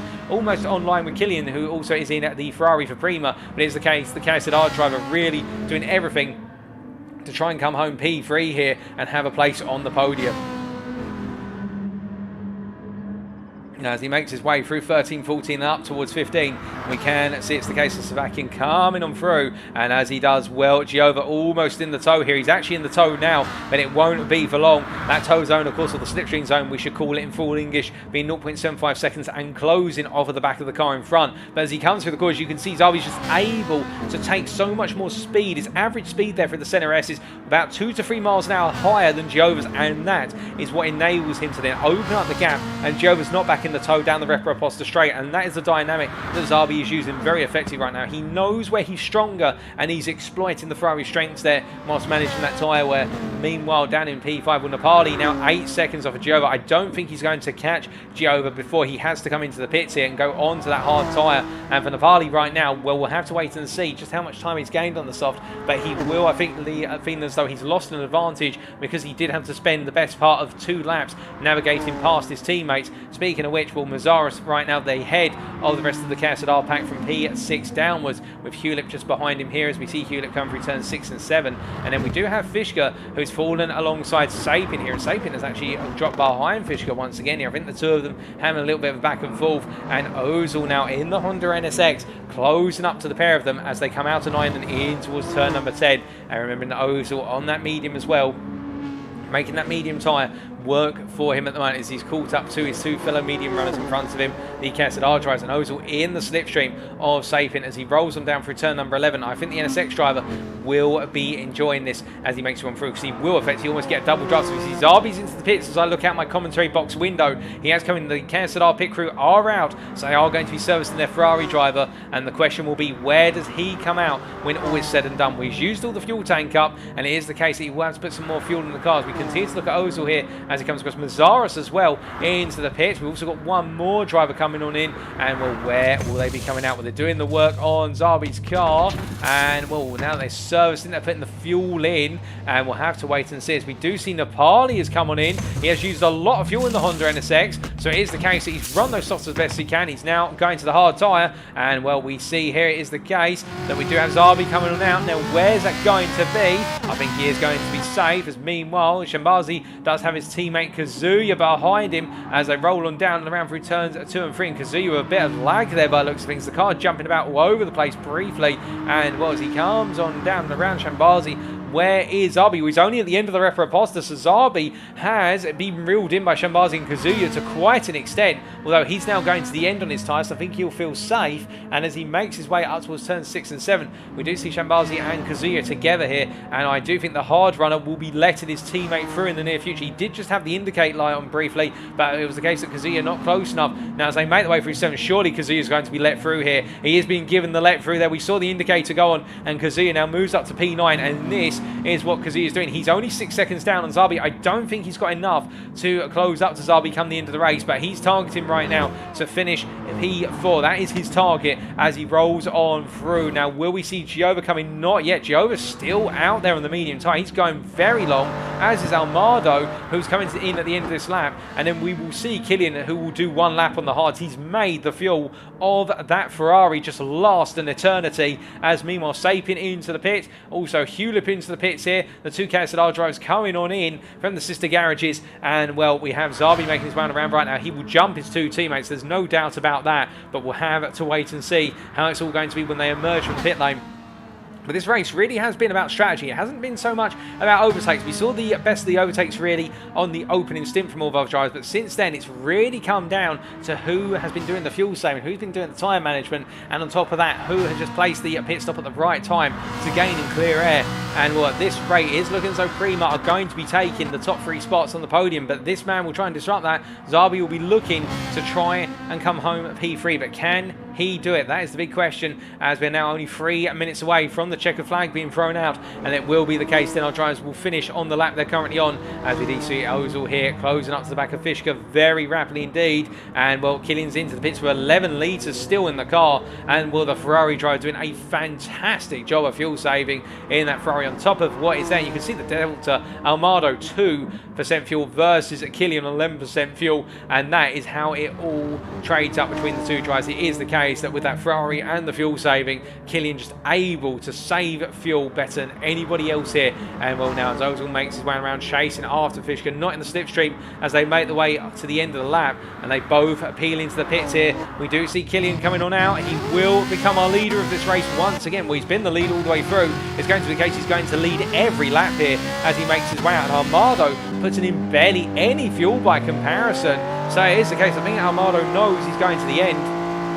As they roll him through, where's Zabi in all this? Well, he's just making his way down through turn number 1 now, and where is it going to be? That's the question. Well, Giova's coming out here, and well, Giova's already made his way through the bend, so I think it's the case that Giova is going to jump Zabi, and it's not going to be by much, but it's going to be enough. And on strategy here, PRiMA have got their driver up into P3, Zabi there in P4, only 1.6 seconds back and closing, and it is the case that Zabi has been jumped through the pit stops, and now can he find a way to bring down Giova with his tyres switched on? Those hard tyres have had a lap to get warm. Giova still need to get up to temperature. It will take at least a lap, if not a lap and a half. We've got 1.5 minutes remaining. They will have one more lap of racing after this, but right now PRiMA looking to take race number 1 quite comfortably with 3 drivers in the podium slots and then another driver in the top 5 with PRiMA's Kazuya here. Well, to give you an idea, he's made his way all the way up to P5 on the M6, and what is a very different strategy of 1 lap on the hards in the middle and then putting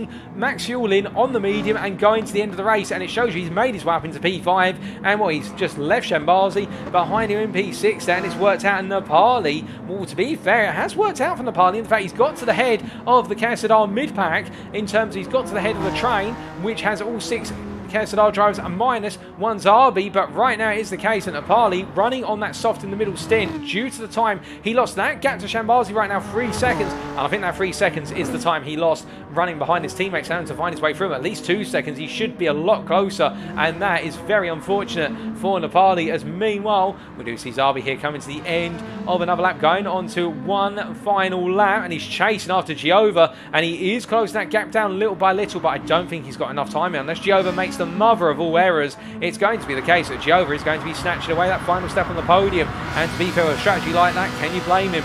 As meanwhile we look a little bit further down, we can see Mazaris and Sapien here, and a little bit of a run-in with one another as they roll them through the centre. Estes here, and meanwhile a bit further back, I think Max Range will have to burn that penalty. He'll have to burn it once he's crossed that time line. He wants to do one more lap, but it will be the case that PRiMA Sportland will finish the race one lap down on everyone else on the 25th lap in the end. PRiMA Sportland P14 with the damage he picked up earlier on in the race. He's had to have that repaired, but now it is the case that all of our drivers coming to the end here, and well, what have we got to say about our runaway race leader? And well, unless he makes a mistake out this final corner, our race winner. It has been an absolutely flawless race. Qualified on pole, nailed the start, and has just run away with it, using the Ferrari's outright pace and also its fuel saving capacity to maximum effect. And as he makes his way through the final corner, it will be Killian 19 from PRiMA Esports who takes the win in race number 1 of tonight, and he will finish 5 seconds ahead of his teammate PRiMA's Almado here in the Toyota Supra in P2, and then rounding off the podium 11.5 seconds down, it will be the Dodge Viper of PRiMA's Giova 99 who completes an all PRiMA Esport podium here,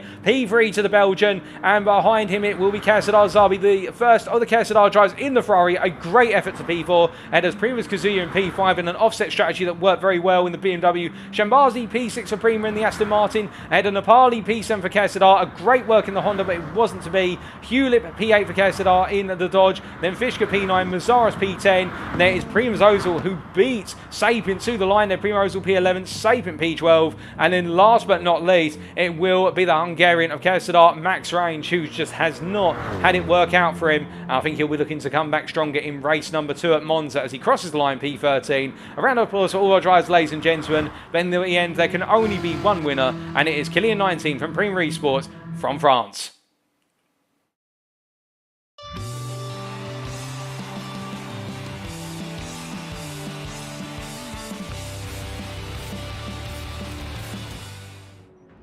Well, goodness me, a great race through and through, but it was the case in the end that with respect to the way this race worked out, that PRiMA have taken the overall win in race number 1 with 3 drivers out of 3 on the podium and 4 drivers in that top 5, and also Shambazi at P6. But it is the case, look at those race results, let's take you through them, subject to any stewards' inquiries, of course. PRiMA's Killian 19 taking the win in the end in the Ferrari, 5.1 seconds ahead of PRiMA Almado and PRiMA Giova, and then it's the first of the KSZR drivers of Zarbi P4 there, a valiant effort in the Ferrari, really battling uphill versus Kazuya there, P5 in the BMW M6, who came from the back of the pack all the way up to P5. Shambazi P6 ahead of KSZR's Napali 91, who to be fair went for a very, very good strategy call on the Honda NSX's soft tyres in the middle of the race, but it was his teammates in who he came out behind, and it didn't work out as he had to be let through, and it took a lot of time, and in the end he finished 1 second ahead of Hewlett, his teammate, and also Fishka behind him P9. Mazaris wrapping up the top 10 for KSZR, PRiMA Ozil P11, KSZR Sapien P12, and then in the last 2 places, KSZR Max Range P13 and PRiMA Sportland P14. And the fastest lap going to our race winner, that's PRiMA's Killian 19 on lap number 4 on the soft tyre, a 1:30.157, an absolutely fantastic lap. But now we wait for race number 2, and that will be in approximately 10 minutes time, so at what will be 8:15 this evening. So what we're going to do, ladies and gentlemen, we are going to let the track swap happen, and we will be back in approximately 5 minutes time, so what will be 8:10 for the build up to race number 2. Don't go anywhere for too long, you won't want to miss it. It is Monza with all the chicanes included, and well, you know what happens, Monza turn number 1, there's plenty of overtaking on the opening lap, and indeed plenty of drama. But of course, for our professional drivers here, it's all going to be about the clean racing and etiquette, and we'll look forward to seeing it. But until then, we'll be back in 5 minutes. We'll see you shortly.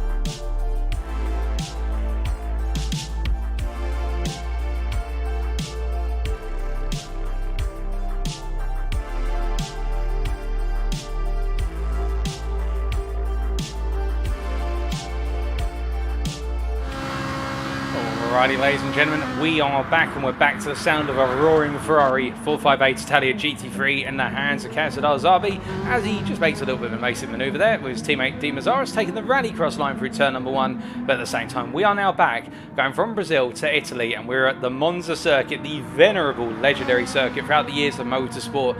And well, a very different circuit here. This circuit all about straight line power. It's a case, this circuit going away from a balanced circuit, now we're going to a circuit which is all about getting the car rotated through the corners as quickly as possible and getting on the throttle, and watch out for those pesky track limits, particularly through the second chicane, which we saw Zabi there, as our drivers are encouraged to cut as much as possible the sausage curbs, the raised orange curbs for those of you looking for what the sausages are. And it is the case, you cut it right, you gain a load of lap time, you gain up to a second over the course of a lap if you nail it spot on, but in return, if you go too far over with the cutting, you end up picking up a penalty.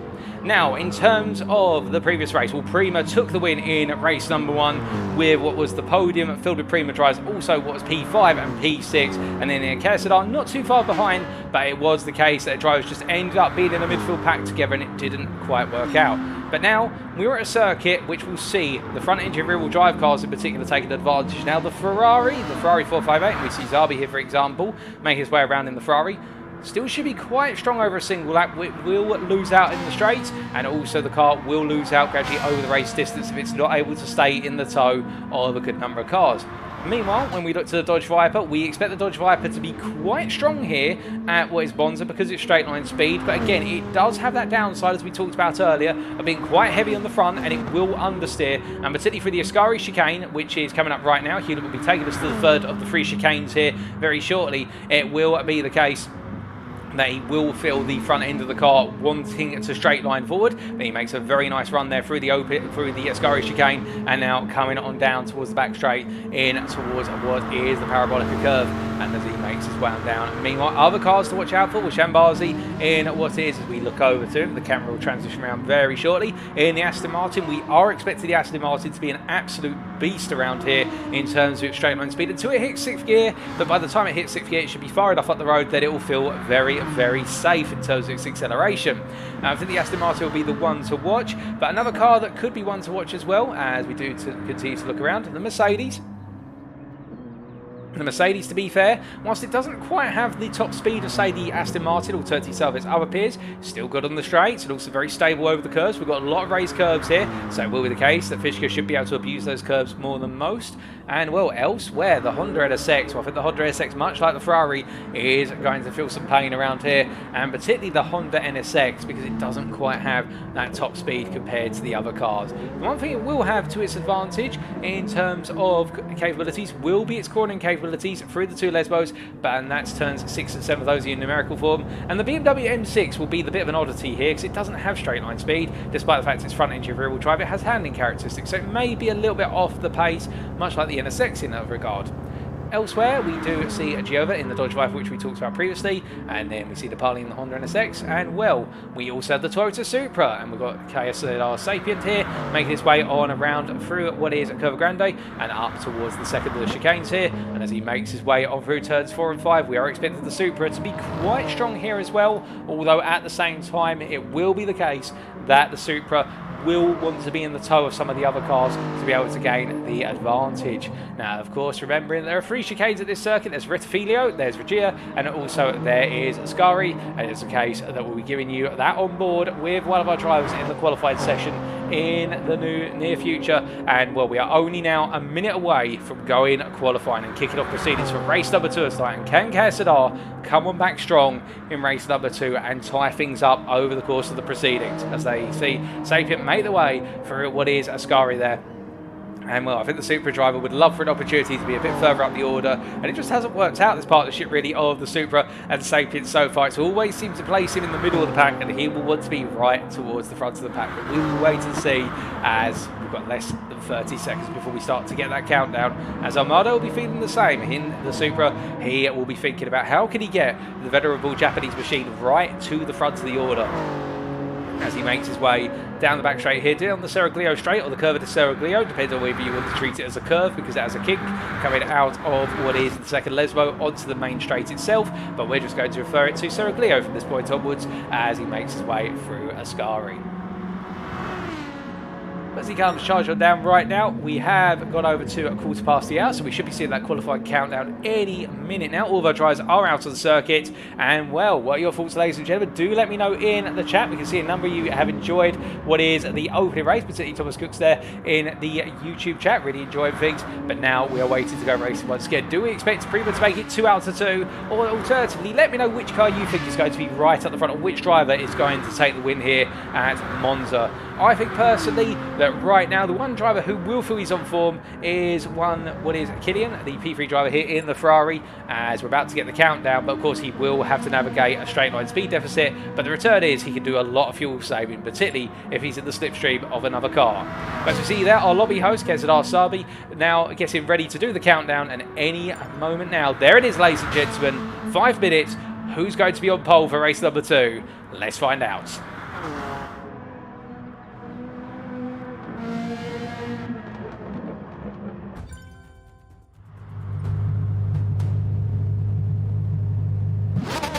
As all our drivers make their way out of the pits here, and keeping in mind that the lap time around here, somewhere in the region of 1 minute 50 if we remember correctly, it is going to be a case that our drivers are only going to get a maximum of 2 laps down circuit, and as far as I can see, everybody's starting on the soft tyre for this qualifying session. I think everybody's decided they're going to be using the soft at the start of the race, which I think might be a little bit of a mistake from some drivers who may not be up there on the pace. I think some drivers could have thrown caution to the wind and said, you know what, I'm going to go for the medium or the hard because it will give me something different. Because the thing is, yes, slipstream is very important around here at Monza. You're going to see everybody tucking into the slipstream of one another. There's no doubt about that as they go around for these qualifying laps. They will be looking to get the top for multiple cars, and if anybody's watched Formula 1 in recent years, there's become the running joke with regards to qualifying at Monza in the final qualified session, where all the drivers just queue up down the straight run up towards the parabolica curve because they all want the slipstream off of the drivers in front, and in the end it just leads to drivers not actually doing a qualifying lap at the end of the qualified session. But it is the case that around here slipstream is so critical to a fast lap, and well, the Dodge Viper Hewlett, for example, won't be worrying as much about slipstream, but you can imagine, well, Mazzaros in the Aston Martin, he's decided he's just going to go for it. He's not waiting around here, Mazzaros. He's going to be taking that British machinery around as the Slovakian, and as he makes his way through a sky, we're going to jump on board when he makes his way through parabolica curve to take us around for a lap. You can see there were less than 3.5 minutes remaining. It will be 2 flying laps at most, as we see Mazzaros coming down into the final corner, into turn number 11, and as he rolls in for apex, let's jump on board here and take you around for a lap of the Monza Grand Prix circuit. So accelerated out of the final corner here and staying to the outside to build up as much speed as possible, lengthening the run to the timing line. He goes across the timing line as of now, and now making his way down towards the opening chicane. Down towards Raffilio he goes, up in 6th gear right now. He'll be heading down to there at approximately 166 miles an hour by the time he gets that braking zone. Looking for the 150 meter board and braking just after it, coming all the way down to 2nd gear and rolling over the apex curve there, and then using the sausage curve at turn number 2 to force the car around rapidly, then getting back on the throttle. A little bit of oversteer on power there, but he's using that to settle the car now as he makes his way through at turn number 3. Through Curva Grande here, it's the case this is completely flat out, just a gradual right-hander before straightening out and up towards turns 4 and 5. Heading up now towards the braking zone for Regia chicane, braking the 100 meter board, coming all the way down through the gears from 6th to 2nd, and charging across straight line as much of the chicane as he dares before making his way now up into the 2 Lesbos. Into the right-hander of corner number 6, I should say, get the 3rd time right, and as he exits there, using the exit curve to settle the car before now braking at the 50 meter board here for Lesbo 2. Going high on the apex curve there to turn the car through, getting on the power and using the preload differential to push the car through the corner. Now onto the Seraglio straight, or the Seraglio curve, and as he makes his way down Seraglio, it is the case heading up towards the triple header that is known as the Ascari chicane. Heading into the chicane in, braking there at the 100 meter board, coming down the gearbox from 5th to 3rd, a little bit of understeer under braking there, but brings the car together, upshift to 4th through turn number 9 to settle the car, flat out through turn number 10, and now it's the run down towards the parabolica curve. Heading into the final corner here, turn number 11, and getting ready to brake on down as he makes his way into the corner, braking at 100 meter board, in fact braking at 80 meters there because it is qualifying trim, and as he rolls up through the right-hander, it is now pulling the car over to the right-hand side. Does he not? He doesn't think he's done enough. He's staying to the left, in fact, and he's going to go again as he makes his way across that timeline, and with his opening lap of 47.4, Hewlett immediately faster at 47.2, Nepali at 47.5, Zabi at 49.8, and then it's Kazuya right now in the BMW M4 at 47.3. Well, meanwhile, it's Giova who now goes into P5. Everybody's coming through on lap times right now with Giova at 47.2, and it is the case. Well, right now, PRiMA Armado, we didn't quite see come across the timeline, but the Toyota Supra driver, well, he's used the slipstream of Giova there to his advantage, and my goodness, a 46.5, 6.5 tenths clear of his teammate Shambazi on a 47.2, and well, they have clearly all been working together, the PRiMA drivers, to try and give themselves the best possible tow, and this has worked out massively, because that 6.5 tenths, unless a driver can have an absolutely slipstream perfect lap, that is going to be the case. It's going to be very hard to beat. But Shambazi there, the purple in Sector 1, 2 tenths up on Armaldo's best, and that could just be the Aston Martin's acceleration, to be fair, and also his ability to get the car turned through the rest of the video chicane as he makes his way through the 2 Lesbos. Let's stay with the PRiMA driver and see whether he can take the fight to Armado as he rolls them through the right-hand turn number 7, and as he makes his way now down Seraglio here, building up the speed. I think he has got the distant toe there. Fishka, interesting enough, he is gaining a little bit down Seraglio in terms of straight line speed, and the Aston Martin doesn't need it, but he's going to use it as he comes down now. He is just slightly faster than Armaldo's lap, and he has caught the toe over the course of the lap, so he will be using Fishka in the long run as he comes out of Ascari here. We are expecting more laps, so of course we don't have that much time remaining in this session. Now, in fact, I think all of our drivers are now on their final lap, so as we see Shambazi here make his way in towards the final corner, he does make his way into Parabolica curve. Will this be enough as we see Mazzaros improves to 46.7? That's almost Evermardo, but it's not enough. Now Shambazi comes out the corner. This is going to be a fast lap. He comes to the end of the lap. Is it going to be enough? He crosses the line, and it's not enough. And it's Killian in the end, who with a slipstream off of Kazuya, 46.4. Almada only a 10th down. Mazzaros in P3, and well, with that, my goodness, it's going to be then Shambazi P4, Giova P5, Kazuya P6, oh, my apologies, no, it's Sapien P6 then as he comes to the end of his lap. Then we Kazuya P7, Hewlett P8, then we're going to have Fishka P9, there'll be Nepali P10, then it's Max Range P11, Zabi P12, Sportland P13, and well, Ozil right now, he's had to abort this lap. He's picked up damage on both ends of the car. It's gone horribly wrong. I would say that's most likely through either Ascari or one of the 2 Lesbos, probably Lesbo 1 he's gone wrong, but it is the case that Ozil will be starting at the back here, and he's not put in a lap. And well, Ozil then frustration, throwing the car across the line. It's Killian on pole. Once again, let's go racing for race number 2.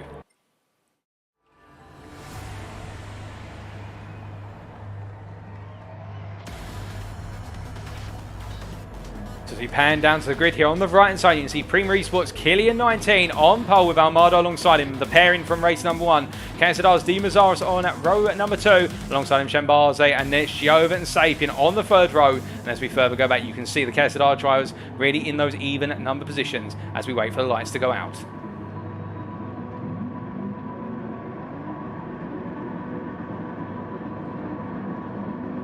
Let's lights out and away we go for race number 2 here at Monza as our drivers make their way down to turn 1, and the Ferraris, as per expectations, get a good start here, and you can see immediately Killian just charging down towards turn 1, but as they all come down, everybody squabbling for position. You see D Mazzaros having a phenomenal start, but there's major contact there as I think Fishka giving Shambazi and Mazzaros a tap, and Mazzaros is reset across the road, having cut the chicane, and that is going to hurt him massively as they make their way through 1 and 2, and now through turn number 3, through Curva Grande they go, and well, that is drama right at the start here, in the fact that Mazzaros has dropped all the way down to P11 after a great start, and it's all gone horribly wrong. But meanwhile, Sportland here battling with Nepali, and it's the case of Honda NSX try getting a good run, and meanwhile Sportland looking for the move on the inside versus Kazuya, but in the end he's only taken Nepali, and as they make their way out of the court, you can see Hewlett there for KSZR just in the foreground of the picture, getting a little bit sideways as he came out of the Regia chicane, getting on the power very early there in the gravel in the Dodge Viper.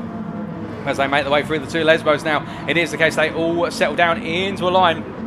And this is where it all becomes about the slipstream. But you can see immediately Killian just on the run here, running away with things again. And everybody's starting on the soft tyre this time around. So it is the case that everybody just trying to use that soft tyre to their advantage. Shambazi with a penalty that he's going to have to burn. And well, that will cost him some run down towards Parabolica curve. As you can see, it's the case that Armado here, P4. But it is PRiMA Esports who've got their drivers up into the top 4 positions. And it is Fishka who is leading the KSZR pursuit in P5 as they make their way up towards Parabolica curve. But you can see clear formation, and it is the case. It's PRiMA colours ahead of KSZR as they come towards the end of this opening lap. But as they rail them through, I think it is the case now. Sapient looking at that potential move past Nepali here, or giving the signal that he wants to come on through.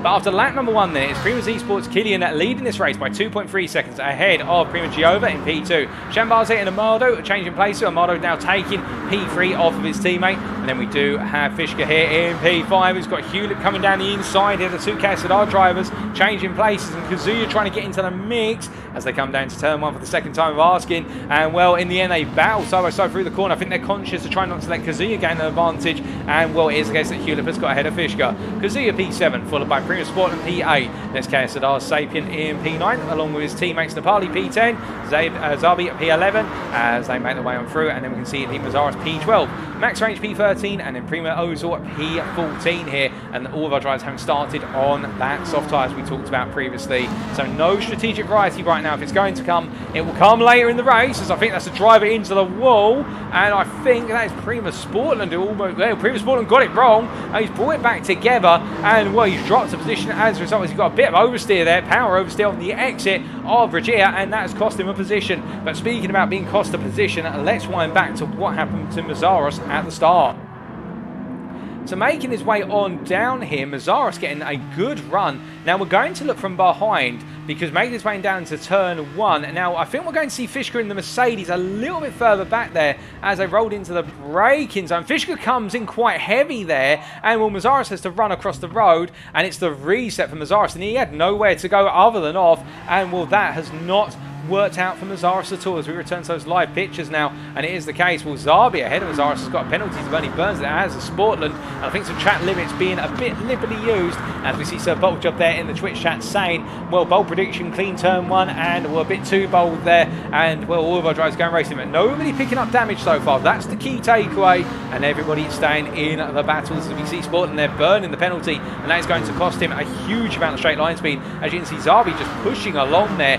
Mazaris, it is the case, the NS or the Ferrari driver, I should say, giving the Aston Martin driver a little bit of a run, but now they're going to swap places into turn 1, and as they make the way on through, Zabi gains the position, but for how long before they swap back, of course, knowing that the Ferrari is a bit slower on the straights at the very end of the straights compared to the Aston Martin. But as they make their way through onto this third lap, and it is the case they come through Curva Grande once again, we are starting to see a little bit of a split in the pack. Our top 8 breaking away from P9 down to P14, but right up front, I mean, Killian 19, he is being reeled in a little bit now by Giova. Giova starting to bring down that advantage, but be fair, it's among teammates, and PRiMA Esports still holding the top 4 positions. And then it is, of course, KSZR in P5, P6 here. It's Hewlett ahead of Fishka, and they're trying to bring Sapient into this. As you can see, Sapient here pursuing Kazuya as they make the way on around. And as we ride on board here with Kazuya and look back from the P7 driver, really in amongst the KSZR sandwich right now, so in a bit of an uncomfortable position. It is the case that I think Kazuya at this point, what he needs to think about is how does he play this from a perspective. Does he try and hold that disrupting position, making sure that Sapient can't gain and be closer to his teammates? Or does he let Sapient, if Sapient gets close enough through, and just fuel save behind Sapient, Fishka and Hewlett? That's the question he'll be thinking about. Now, we know that the BMW not as strong on the straights compared to the Supra behind her, indeed the majority of the cars featured here.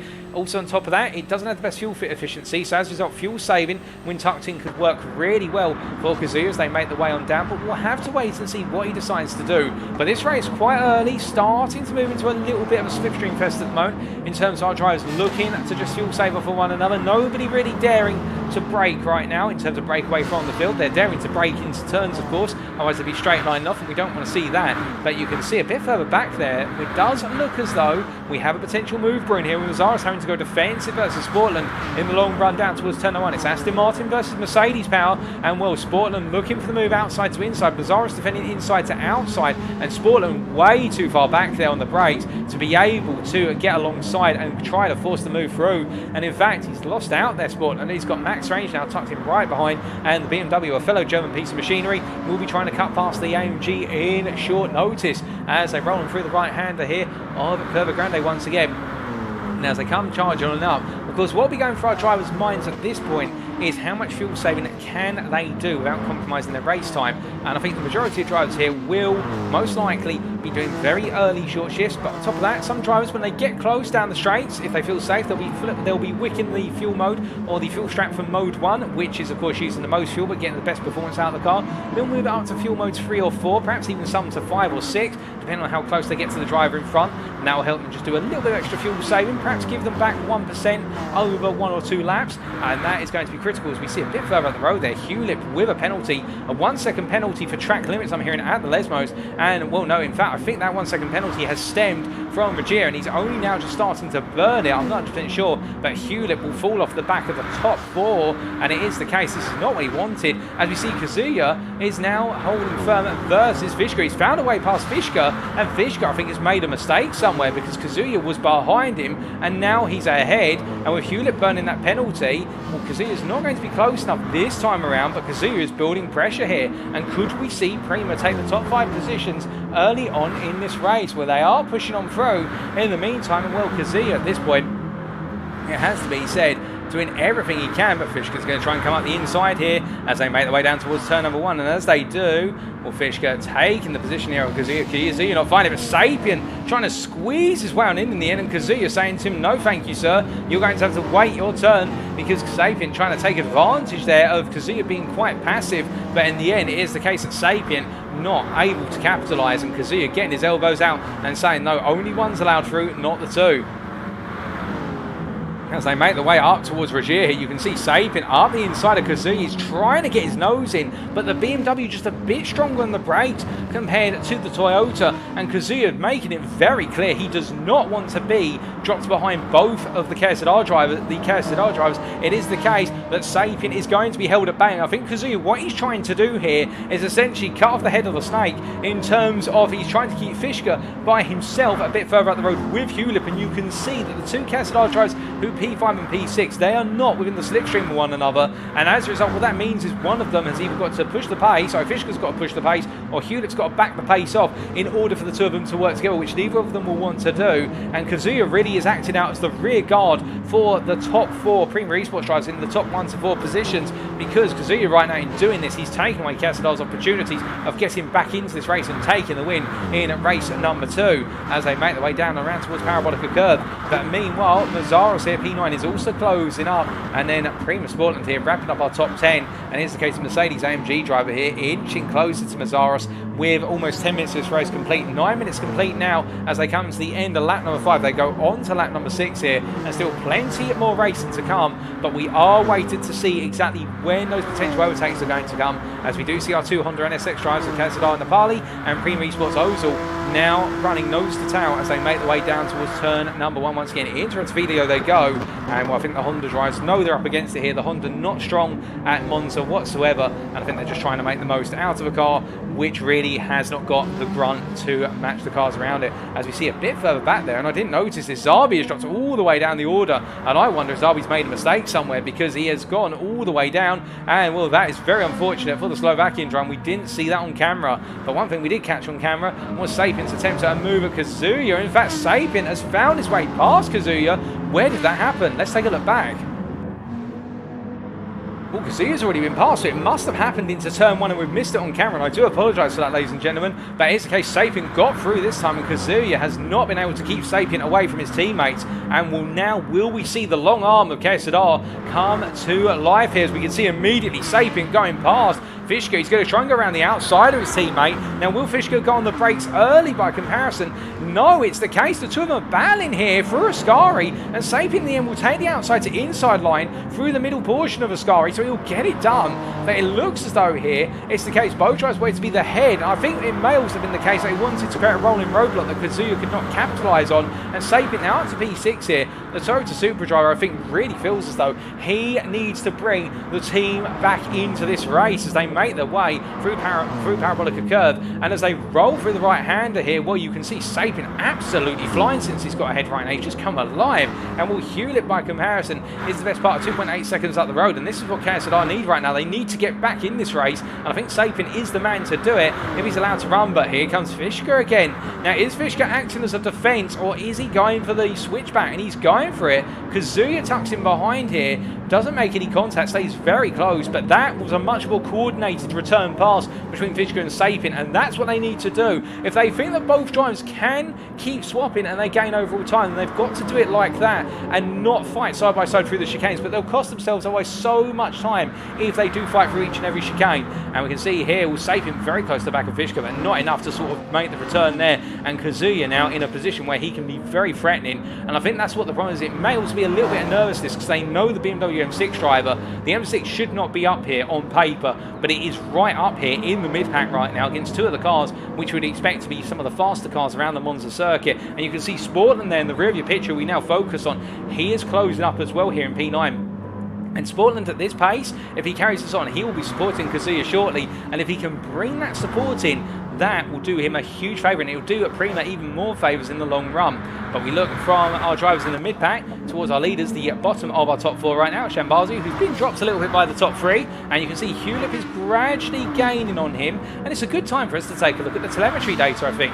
As it is the case, we can see that Killian has been reeled in by his teammates. He is now he's offering slipstream effectively to Giova in particular, and it is the case, of course, starting on the soft tyre, and you can see, well, his fuel about 28% versus 24% there for Giova in the Dodge. And Armado, well, Armado's been doing a huge amount of fuel, saving even more fuel than the Killian up front in the Ferrari, and really just using the performance of that Toyota and the slipstream of his teammates to do as much fuel saving as then. Look at that, you can see he's lifting very, very early, before he even gets to the 200-metre board. It is the case that Armado is doing a huge amount of lift and coast on those long straights into heavy braking zones, and that is going to give PRiMA a lot of confidence that Armado is being able to save so much more fuel. Shambaze P4 has used the most fuel of the top four because he's trying to chase down his teammates. He wants to be with them, but meanwhile Hulip, will look at the fuel Hulip shoots. He's got barely any fuel left. He'll be in, if not at the end of this lap, then definitely at the end of lap number 9. He does not have the fuel left. It's critical fuel, 10% in the tank now, and Hulip has been attacking relentlessly to close up, as meanwhile going a little bit deep there, Fishka going deep into the Regia chicane, and again costing Sapien the lap time coming up the corner. Sapien having to back off as they make the way on through, and well, it's the case that Sapien has been using a huge amount of fuel. He's not been fuel saving behind his teammate. He's been trying to push past his teammate, I would say, and in the end it is the case the KSZR driver, well, Kazuya behind's got a little bit more fuel, but not too much, and that's how much fuel the BMW's had to use to stay with these guys, and that is how hard Kazuya's pushing. Again, you can see they're all on that soft tyre, and then Sportland a bit further back here. Well, excuse me, Sportland in fact made a mistake somewhere because Napali and Mazaris now have gained places. And well, who's that P11? That there is Sportland, who's had a mistake somewhere in the circuit, is almost critical on fuel. And well, as they make the way through max range at P12, and you can see the fuel tanks on the drives towards the rear of the pack low now, and that is because they've been having to use so much fuel to try and stay with the leaders as they make the way on down. And well, it's the case that Ozil right now, he's got to burn a penalty, and that is going to pull him even further back, and he's just been closing up to Zabi. He's dropped down the order to last place, and now he's going to drop even further away. But meanwhile, our leaders will into the pits. Comes KSZR, and it is in particular Sapien and Hulip. And now this is interesting. The one thing to notice is that PRiMA's Kazuya is pitting with one Sapien, and also I believe it's Fishka, or has Fishka stayed out? We're just trying to figure out. So Fishka has stayed out, but Sapien has come on in here. They're putting the fuel in the car, and Kazuya has come in with Sapien. So Kazuya is boxing Sapien in on strategy here and saying, whatever you do, I'm going to do too. And I think it is the case that as they all merge in the pit lane, so Hulip will come out first. He's gone to the medium. Who else will be going to the medium tyre? That's the big question. Well, Kazuya has already come out, and he's decided to go to the hard. Now, Kazuya going to the hard here, well, knowing that a fuel tank lasts 15 minutes, a full fuel tank, so he's gone to the hard, he's fueled the car to about 60%. We would believe that that is going to equate to somewhere in the region of about 9 minutes. So he's going to do 9 minutes on the hard, theoretically, and then fuel back up for the medium to get to the end, which it would work, given the amount of time remaining at that point. So Kazuya right now deciding to go for a very different strategy. He won't have the slipstream though for amount of time here, but Kazuya doing something very different as he makes his way on through. And well, it is the case that we do see Hulip here in P8, the Czech Republic driver. It's not a case that's going too well, and on that medium tyre he will close Kazuya down quite rapidly. And one thing we haven't talked about yet is the delta between the soft, the medium and the hard at Monza. The delta here not as pronounced. The delta to the medium tyre about 0.8 to 1 second. To the hard, meanwhile, from the soft, it's about 1.6 to 1.8. It's not as aggressive a delta around here because of the number of straights, and really where the time is gained and lost is through the two Lesmos and also through what is the Ascari chicane. That's where the time really is effective. Parabolic to an extent as well, but meanwhile into the pits, and Shambaze coming in with 0 fuel. He's literally an empty tank as he's rolled on in, and Armado, well, with the fuel saving he's been doing one more lap here, and Armado going the longest of everybody, and to be fair, he is going to make this work. As you can see, Wolf Fish going into the pits. They're doing the work right now, changing the tyres and putting the fuel in the car here, and the party as well, as they're making the tyre change over for that Honda NSX. And as they put the fuel in, well, how is this going to play out? I think it's the case as Killian's the first to come out here. He comes out on the medium tyre ahead of his teammates. And as he comes on through, we do see a bit further back here. Here is Hewlett coming on through, and there's Kazuya, and Kazuya's got with Shambaze here because of the fact he's decided to go to the hard. And well, I think PRiMA here are going for a top 5. They want all 5 positions. You see, Shambaze goes a little bit deep there on cold tyres, which is understandable, and Hewlett is now 1.6 seconds and closing. But Kazuya on that hard tyre now has the draft to Shambaze, who is on the medium, and he's fueled up for the majority of the fuel tank here. So it is the case right now. PRiMA are targeting top 5. That's what they want. They want all 5 positions, and Hewlett is now having to go into hot pursuit mode here. He needs to get into the toe of Kazuya. If he doesn't, then this race, unless he can get off onto that hard tyre and absolutely hammer that hard tyre on his outlap and nail the lap, it's got to be a perfect lap. I think Hewlett's going to lose out, but immediately he is closing Kazuya already. 8 temps now, and he is being reeled in, and Shambaze trying to get tyre temperature right now. It's not working out. He will be in the toe. That hard tyre will be assisted, but you can see Hewlett's in the slipstream, and this gives Hewlett the opportunity to pull KSZR back into that top 5 because he makes his way down the circular straight here, and Armado coming into the pits. He's been the longest of everybody. It is the case that Armado, with that long stintage, well, he will put less fuel in the car a bit later on as the Super Driver comes on in here with a 35-second advantage, which of course will be ripped into now they're doing work on the car. But you can see Killian, also Giova here, making the way on down. Now I wonder if Armado's going to go to a set of hards, just for the simple reason that he can give himself track position and really run away with proceedings. We'll wait and see with regards to that, or will he just tuck back in with the PRiMA pack as they make the way on a row? I think he's going to tuck back in, given the fact he hasn't left his pit box. He has put mediums on, and now where is he? He comes out leader. Oh my goodness, he has come out much further ahead. He's gained almost 3 seconds on his teammates. In fact, 2 seconds when they come into the braking zone. But my goodness, Armado, by going 1 lap longer, has gained massively here with all the fuel saving he's been doing. And already Hewlett is up in position. He's got past Kazuya down the start finish straight. Let's take a look back at how it happened. Well, it was coming out of the final corner. He's got it done even before then. I think Kazuya let him go as soon as they came onto the straights, and he's just simply tucking behind right now on the hard tyre. And I think given the occasional bump draft perhaps, very gentle one at that, but Hewlett has gained the position, and Kazuya tucking on in, knowing he doesn't need to fight Hewlett at this point. He just needs to stay in the slipstream for as long as he can on that hard tyre and gain race time versus Hewlett as they make the way on a route. Meanwhile, down in P7, Fishka and Sapin, once again, these two, the 2 KSZR drivers, I think it is the case that these two have got their own little rivalry between them, and as they make the way on through, it's KSZR from P7 all the way down to P11. Dean Mazaris here, P9, Zabi P10, Nepali P11, and then they've got Sportland all over them here on the medium tyre in P12 right now, putting that pressure on with Max Range and PRiMA Ozil a bit further back, and I think Ozil's had to do a lot of repair work on the car. Something has gone very wrong for Ozil as he's made his way around, and will Max Range there running very wide out of the second of the 2 Lesbos, and it is the case that he will have a 1-second penalty he has to burn, and that's a track limits through Lesbo 1, and that's very, very unfortunate. Very hard to get a track limits penalty at Lesbo 1, but he's managed to achieve it somehow, and as he burns a portion of his penalty into the braking zone there for Ascari, he'll have to burn the rest of it on the next available straight.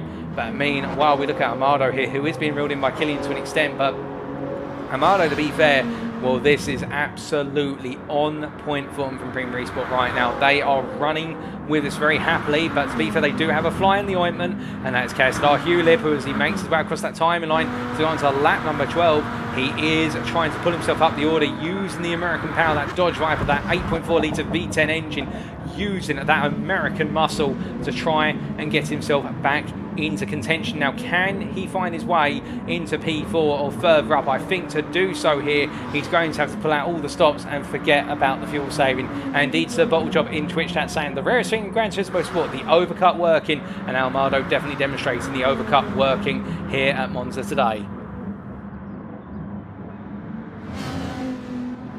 As our drive's rolling through, once again it is the case of Kazuya tucking on in behind Hewlett. And as they make their way on around, it is one of those situations whereby I think now Kazuya just waiting and watching it. And to be fair, on that hard tyre with Hewlett on that medium tyre, this is not what Hewlett will want. He will know Kazuya's on that hard tyre. He must know. And well, the fact that Kazuya's just tucked in behind him, for Kazuya right now, he'll be smiling from ear to ear because this race will come back to him when they go for their final pit stop here, for the simple reason Kazuya will soon be coming off of that hard tyre in approximately 2 to 3 laps. He'll get rid of the hard, he'll go onto the medium. He will drop down the order a bit, and I think he may have a question mark over where he'll fit into the order with KSZR, Fishka here and Sapient. Sapient, they're doing a quick dart out before tucking back in, a little dummy there on his teammates. So definitely these two not happy with one another, I'd say. And Will Mazaris, meanwhile, chasing after them. Army P10. Now, if Kazuya was to pit PRiMA Kazuya, where would he come out right now? He would come out, I think, behind everybody pretty much, coming all the way out in P13 behind Max Range. There's not enough of a gap, but PRiMA Ozil, meanwhile, well, it's all gone a bit wrong for the Honda NSX driver here, and he's just running around right now, and I think just enjoying the experience of having the Honda NSX around on the Italian circuit. But as he makes his way on through with 18 minutes to go, our leaders are on to lap number 13, and it's the case with just over half the race time completed. Armado gradually being pulled on in, but it is Hewlett right now who has found his way past Shambaze, and well, let's see if we can take a look back at how that happened. Well, it is the case. I think it's going to be the traditional pass into is Rettivilio down the straight, up the inside, and well, Shambaze, you can see they're not fighting it. He knows he doesn't need to fight it here. He just needs to tuck on in. And Hewlett going defensive in the middle of the road there to make sure Shambaze does not try to go outside to inside. And in the end, Hewlett gaining the position.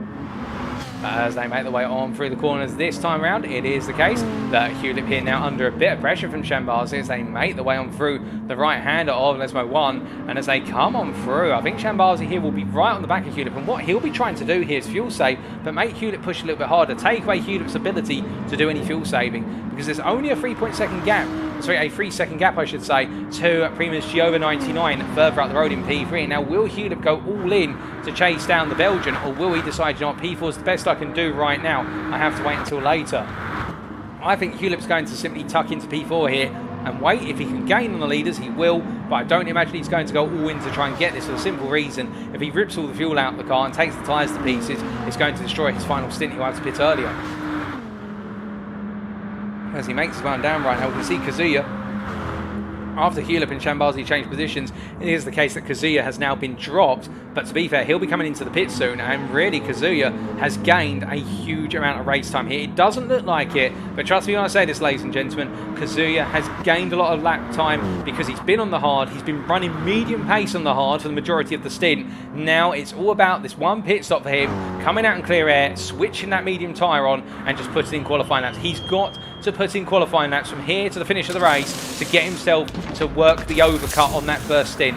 And, well, sorry, not the overcut on the first stint, to work the undercut on that second stint. And if he can do that, it will be the case he will jump up the order. He'll put all the fuel in the car now. Sapient comes on in from what was P13 as well. And I think it is the case they've decided they're going to go to the hard. Late on here, Sapient's had enough. He comes on in, and as he does here, it is Kazuya who comes out of the pit and makes his way around P12. He's guaranteed that P12, he's guaranteed that clear track. As he makes his way out of the pits and down towards turn 1, it's now for him all about nailing the laps. And can he jump his way back into the top 5 and particularly aid this man, his teammate, PRiMA Esports' Shambaze, in taking on Hewlett? Now, what you could argue is that there may be an order being made through the team control panels right now with regards to the fact that Shambaze may be given the order to essentially hound Hewlett and take Hewlett's race the distance in terms of making him use additional fuel, making him use those tyres up, cost himself some time. Because Shambaze, if he does so, with an 8-second advantage to Fishka behind, that will essentially mean that Shambaze will make Hewlett lose out a lot of time, and will in the end, it's PRiMA Esports looking at a definite top 5 as they roll on through. But we will wait and see here. I think he's still going to run nose to tail for some time, and Shambaze may just go for the fuel saving here. As we look at his telemetry, we can see approximately 30% fuel remaining. Meanwhile, Hewlett on a similar amount of fuel as he makes his way on through, and they are very equal in fuel right now, the Aston Martin and the Dodge. And I think the Aston Martin tried just tuck it in, fuel saving, and giving himself the advantage come the pit stops. But we will wait and find out as the time continues. 14 minutes to go, a 15th lap commences, and right now our top 3 of Armado, Killian and Giova for PRiMA Sport, all running happily with a 3.3 second advantage over fourth place man KSZR's Hewlett here. The highest placed KSZR driver in this race at the moment, with Prima Shembazi behind him, and it's KSZR Fischke, who after breaking away from Sapien, and Sapien deciding to pull into the pits, the Czech Republic driver here of Fischke, well, he is 1.5 seconds ahead of his teammate Dimazaros, and then we do have KSZR Zabi behind the pair of them.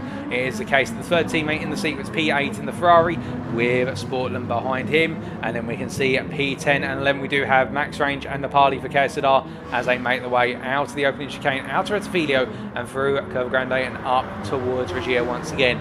But meanwhile, what about Kazuya, the man of the hour? Well, he is on currently his first flying lap since exiting the pits, and as he makes his way around right now with Sapien coming into the pits, and Sapien in again to clear that hard tyre, and I think he's deciding to go to the soft. He is making one more pit stop, Sapien, and this will mean that his race is now really out of contention. But that is, I think, what Sapien's decided. I think something has gone wrong earlier on, and Sapien's decided just to throw everything at it to see if he can get that soft tyre to pull off a miracle, which is fair enough. When you're not in the race anymore, you may as well try something, just go all in. But Sapien right now not having a good race, much like Primož Ozil, as he makes his way out of the pits and onto the soft for his final stint. But meanwhile, it is the case that we do look a bit further up the road here, and as we see Giova at the back of the top three pack here, making his way through the right-hander of Curva Parabolica and heading to the end of another lap. We look at the telemetry here, and you can see a very comfortable fuel tank there, enough fuel to take him at least to the remaining 3-4 minutes of this race. Looking very good is Giova right now as he makes his way on to lap number 16. P4 man Hewlett, of course, still has Shembazi behind him. And as we look at the telemetry data here, you'll see Shembazi, I think, do a bit of a lift and coast into the braking zone. No, he decides not to. He just stays tucked in behind full throttle. I think Shembazi here doesn't feel as though he's got the pace to lift and coast. Perhaps it's just to run behind the Dodge and use it to gain lap time. But their laps, to give you an idea, well, Fischke, not Fischke, my apologies, Hewlett here, well, his lap, let's take a look at it. His last lap was what was a 6, oh my goodness, excuse me, we'll just bring that up again. Got a little bit distracted there by something happening on screen. A 1:48.0 for the Czech Republic driver. Meanwhile, Shembazi, by comparison, a 1:47.8. And then the real big question is with regards to one Prima Kazuya here, a 1:48.0. He is matching the lap times of the drivers he was running with when he was on the hard tyre. This is Kazuya's to take. In terms of right now, it is the case that if he keeps putting these laps in on that medium tyre, which is only going to get faster as the fuel comes out the car, because the tyre wear here is not too high, that tyre degradation rate is quite low, Kazuya's in with a very good chance, particularly when both of those drivers come out of the pits on the hard tyre. But we'll have to wait and see how the story plays out between them, as Primož Ozil right now have a 14-second gap to Sapien, and we believe Ozil may have one more pit stop lined up and will fall back behind Sapien. But as they make their way through, really, we are now at the mercy of waiting for that second round of pit stops and seeing how this race develops to its conclusion. A bit quiet right now in terms of what's happening out on circuit, but all still the racing carries on, and our drivers press on round, and well, we will have to wait and see as Hewlett here takes a tight exit line. As he peel into the pits, he goes in here with critical fuel, and Shembazi comes in as well, and Shembazi in the end with 5% more fuel, and that will be to try and jump. So now the big question is, of course, where is Kazuya in all this? Well, he's just coming out of Ascari, and I think it is the case he'll be right there with them when they make the way out the pit lane. We'll have to wait and see. We stay with Kazuya for the time being as he makes his way down in towards Parabolica curve here, and well, he's having a good lap so far. It's one of his personal bests as he's making his way around as he comes through the right-hander. Well, where are Shembazi and also Hewlett going to be for KSZR? As we see here, Kazuya coming to the end of the line. Shembazi exits the pits, and well, it's not quite enough in the end, interesting enough. You can see, look at Kazuya there in the rear of the picture. It hasn't worked out, the undercut, and instead Hewlett is back out ahead of Shembazi. I think he's under fuel, to be fair, Hewlett. He's decided to go lighter on the fuel here versus Shembazi. Well, Shembazi's gone for heavy fuel, and well, then Kazuya, well, I was wrong in it, I must say that. 4.3 seconds. I think Kazuya's lost out massively, and it must have been a bad lap. Taking a look at Kazuya, that last lap of 47.6. So it is the case, it was all lost because of the slipstream. I think the drivers ahead of him deciding to simply underfuel the cars, because Kazuya, I think, putting a bit more fuel than he needed to as he makes his way on through, but that is a shock to the system and not a nice one as he makes his way around right now, and he is on that medium tyre versus the hard runners of Shembazi and Hewlett, and with the fact we've got just over 9 minutes to go, he can close them down, but it's going to be a tough one given the fact that Shembazi right now tucked in behind Hewlett here, and well, Shembazi only when he starts to fight with Hewlett will they lose lap time really, given the fact that the Dodge and also the Aston Martin have such a straight line speed advantage over that BMW, and that will mean that that delta between the medium and the hard of about 6 to 8 tenths of a second, that delta is actually going to be marginalised down to about 3 to 5 tenths of a second, and it's not going to be huge gains for Kazuya, even if that. I mean, through the corners, that's where the medium will work better. We see that for Ascari. Look at Kazuya, he's already ripped out 5 tenths down. I think Shembazi actually had to back off the throttle a little bit, but right now it is the case that Kazuya's got a lot of work to do to close up by the end of this race and potentially seal what would be a top 6. All PRiMA will have to wait and see. But we've got more pit stops on the way. We do see Nepali here make his way on across the line in the Honda NSX. And that NSX right now coming towards the end of its middle stint on that medium tyre. He will have about 1 to 2 more laps to go, including this lap, and Will Fischke just up the road from him, the Mercedes AMG driver. I always said the Mercedes BMW driver, then I was going to say that's Mercedes AMG. It is the case, he makes way through, he will be into the pits at the end of this lap. What about our leaders? Well, we see PRiMA Armado here. I think he may have 1 more lap's worth of fuel in the tank. Behind him, Killian, I think, may be at risk of coming in at the end of this lap, and we can see G over there, similar situation. They have been pushing hard, they have been wanting to catch up to their teammate who's leading the race, and I think Killian would like to make it 2 out of 2 for the Ferrari here. He would be very keen to try and take that win given the straight line speed deficit that the Ferrari has versus its peers here at Monza, but he'd like to throw a surprise, which is the Ferrari takes a win at its home circuit. The prancing horse as he makes his way through at the left hand of their turn number 10 through the end of Ascari. As he makes his way down the straight right now and down up towards what is a parabolic cut once again. It is the case that Harley by comparison here, P5, well, I think it's going to be the case we're going to see him drop quite way down the order. Shembazi, meanwhile, has found his way past Hewlett. He's made the move, and well, will we see a return here from Hewlett down into the Cerro Clio in towards Ascari? Will he go for it, as we do see 2 of our top 3 pull into the pits? That's Killian and also Giova. Well, Shembazi holds the position here. Let's take a look back and see if we can see what happened. Well, the move was already made. I think it must have been made up into the Regia chicane, because Shembazi was ahead going into what was the first of the 2 Lesbos. So as a result, we missed the pass out of the circuit, and it is the case that Shembazi has gained an advantage, as we do see. Meanwhile, Fischke into the pits as well. So I look at my commentary box window, we can see him there on the timing screens.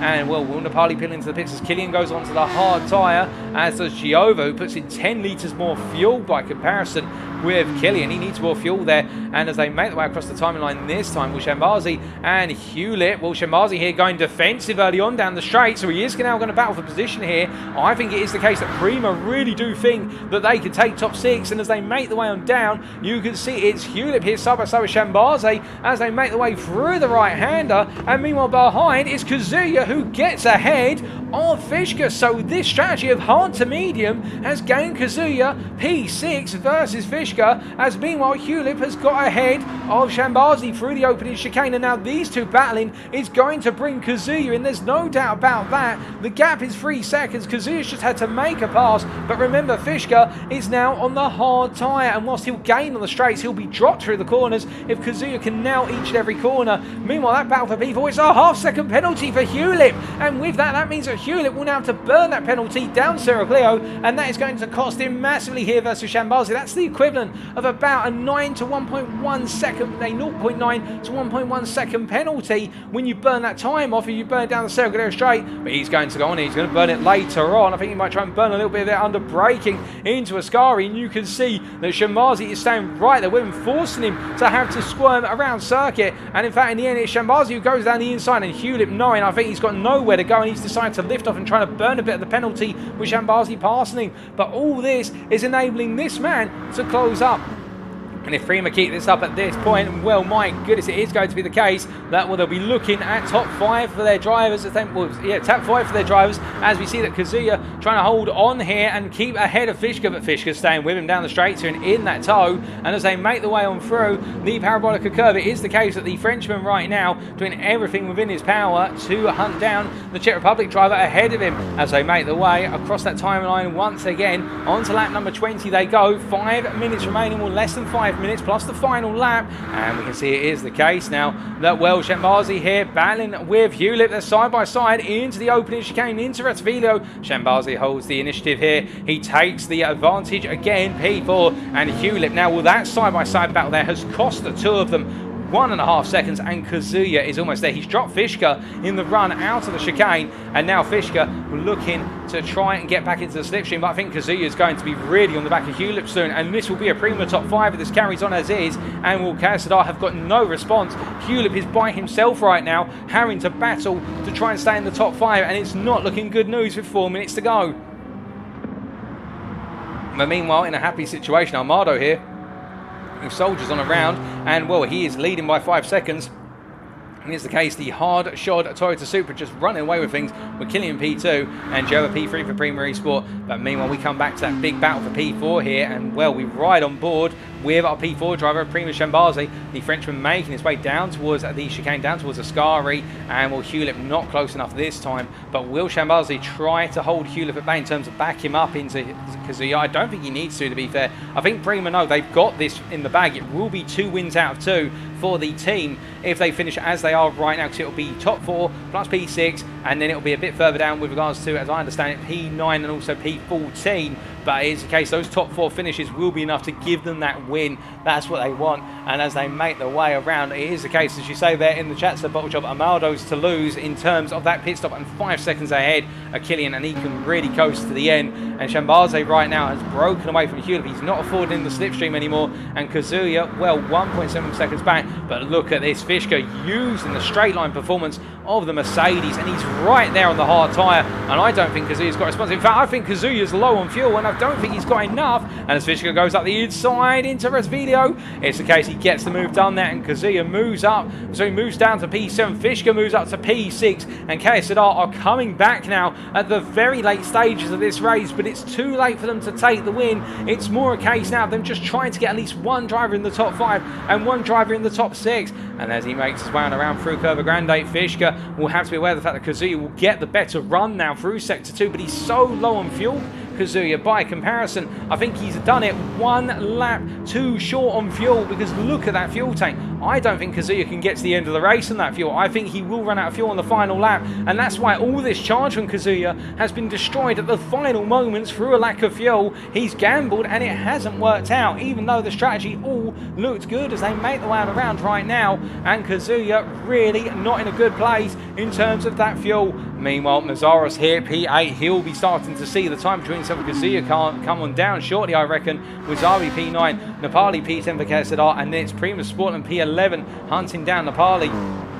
But meanwhile, Shambazi here being closed back up by the Dodge-powered KSZR. Hewlett behind him in his Aston Martin here, Shambazi, with the last lap coming up very shortly. The leader has gone on to the last lap. He's just gone past the start-finish line, I can tell you. But right now, it is that battle for P4 that we're looking at, and we'll be looking at to the finish in terms of will it be a PRiMA top 4, or will it be the case that Hewlett is able to finish 1 place outside the podium positions. It will still be PRiMA, as we understand it would take the win overall given the positions, but it will be something that KSZR will take back. Well, here comes the final lap, then Shambazi immediately goes defensive here, down towards turn 1. Hewlett with the draft. He's got his nose well ahead already, under braking. He's going to go all the way around, and Shambazi's got no response but to tuck on in as they make the way on through. So Rettivillo goes to Hewlett, but now, can Hewlett hold on around the rest of the lap here? We would predict, yes, he can. The Dodge does have that ability, that straight line grunt, but the Aston Martin is no slouch in terms of acceleration. You can see immediately the acceleration plus the toe through Curva Grande coming up towards Regia. Now Shambazi's going to be made to go all the way around the outside.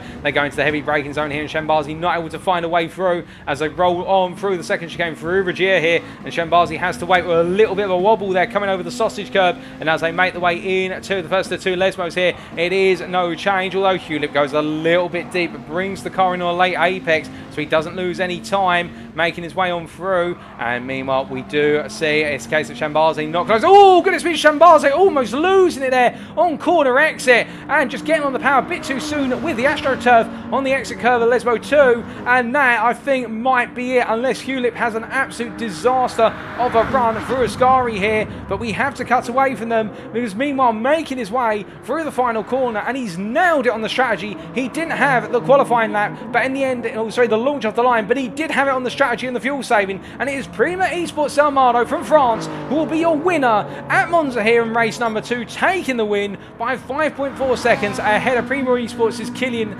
in second place, and the podium being all PRiMA once again with Giova P3. Hulip in the end has held off Shambazi. He will bring home P4 for KSZR. It's not going to be enough, I think, to tilt the balance back to KSZR in this race with Shambazi P5, but a valiant effort, and Fishka into the wall coming out of the final corner, and engine damage as well, but I think he will make it just about to the finish line. It's going to be close. He takes P6 ahead of Mazaris P7, Zarbi P8 in the end with no fuel remaining. Kazuya runs out of fuel on the line, so Nepali P9. Kazuya comes home P11 with Sportland, his teammate just pipping him. Max Range will come home P12, and then in the end it will be PRiMA's Ozil with Sapient retiring the car a lap early. Something's gone wrong with the Toyota Supra, with PRiMA Ozil in the end who comes home P13, and based on that set of results it will confirm that PRiMA have made it 2 out of 2 tonight in this team versus team manufacturers event, as we see Ozil take the final finishing position on the lead lap as he crossed the line there. Congratulations to all of our drivers, but there can only be one winner, and that is PRiMA Esports' Armado from France.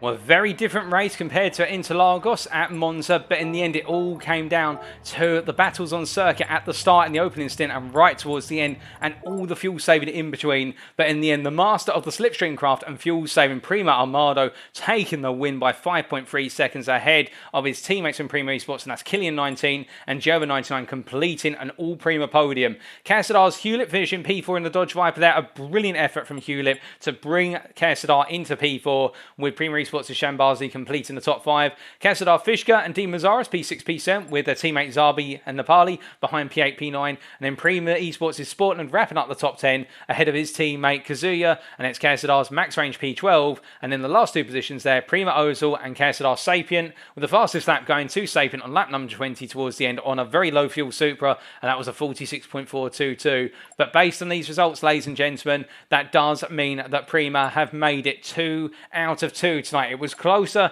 in the race at Monza, but still PRiMA made it count with an all PRiMA podium and 4 out of 5 of their drivers being in the top 5. Well, goodness me, what a brilliant team versus team event all the way through. Fantastic racing. And well, with that, ladies and gentlemen, thank you very much for watching. And if you do want to know more about either of the teams, so either KSZR GP or PRiMA Esports, why not check out their official web pages, as you can see on screen here. Firstly, KSZR, you can see their team Facebook page link there, and also their team Twitter. Alternatively, PRiMA Esports' own team website, that's prima-esports.com. Alternatively, their official Twitter as well. And well, now with that, we do bid you farewell, and that's all we've got for the team versus team events in 2022 on Gran Turismo Sport. But stay tuned for plenty more later this year when we do move to Gran Turismo 7. You won't want to miss them, and well, maybe I'll be back in the commentary box, or if not, I'm sure there'll be somebody else who will be bringing all that racing action to life over the course of 2022. But until then, it's goodbye from us at both KSZR and also PRiMA Esports. It's goodbye from me. I have been your host and commentator, Paul TX141 Walsh. I wish you all a fantastic weekend. Now the weekend is here. It has finally arrived, with it being Friday evening. And until next time, ladies and gentlemen, remember to stay safe, stay well, stay smiling, and most importantly, remember to stay on track. Good night.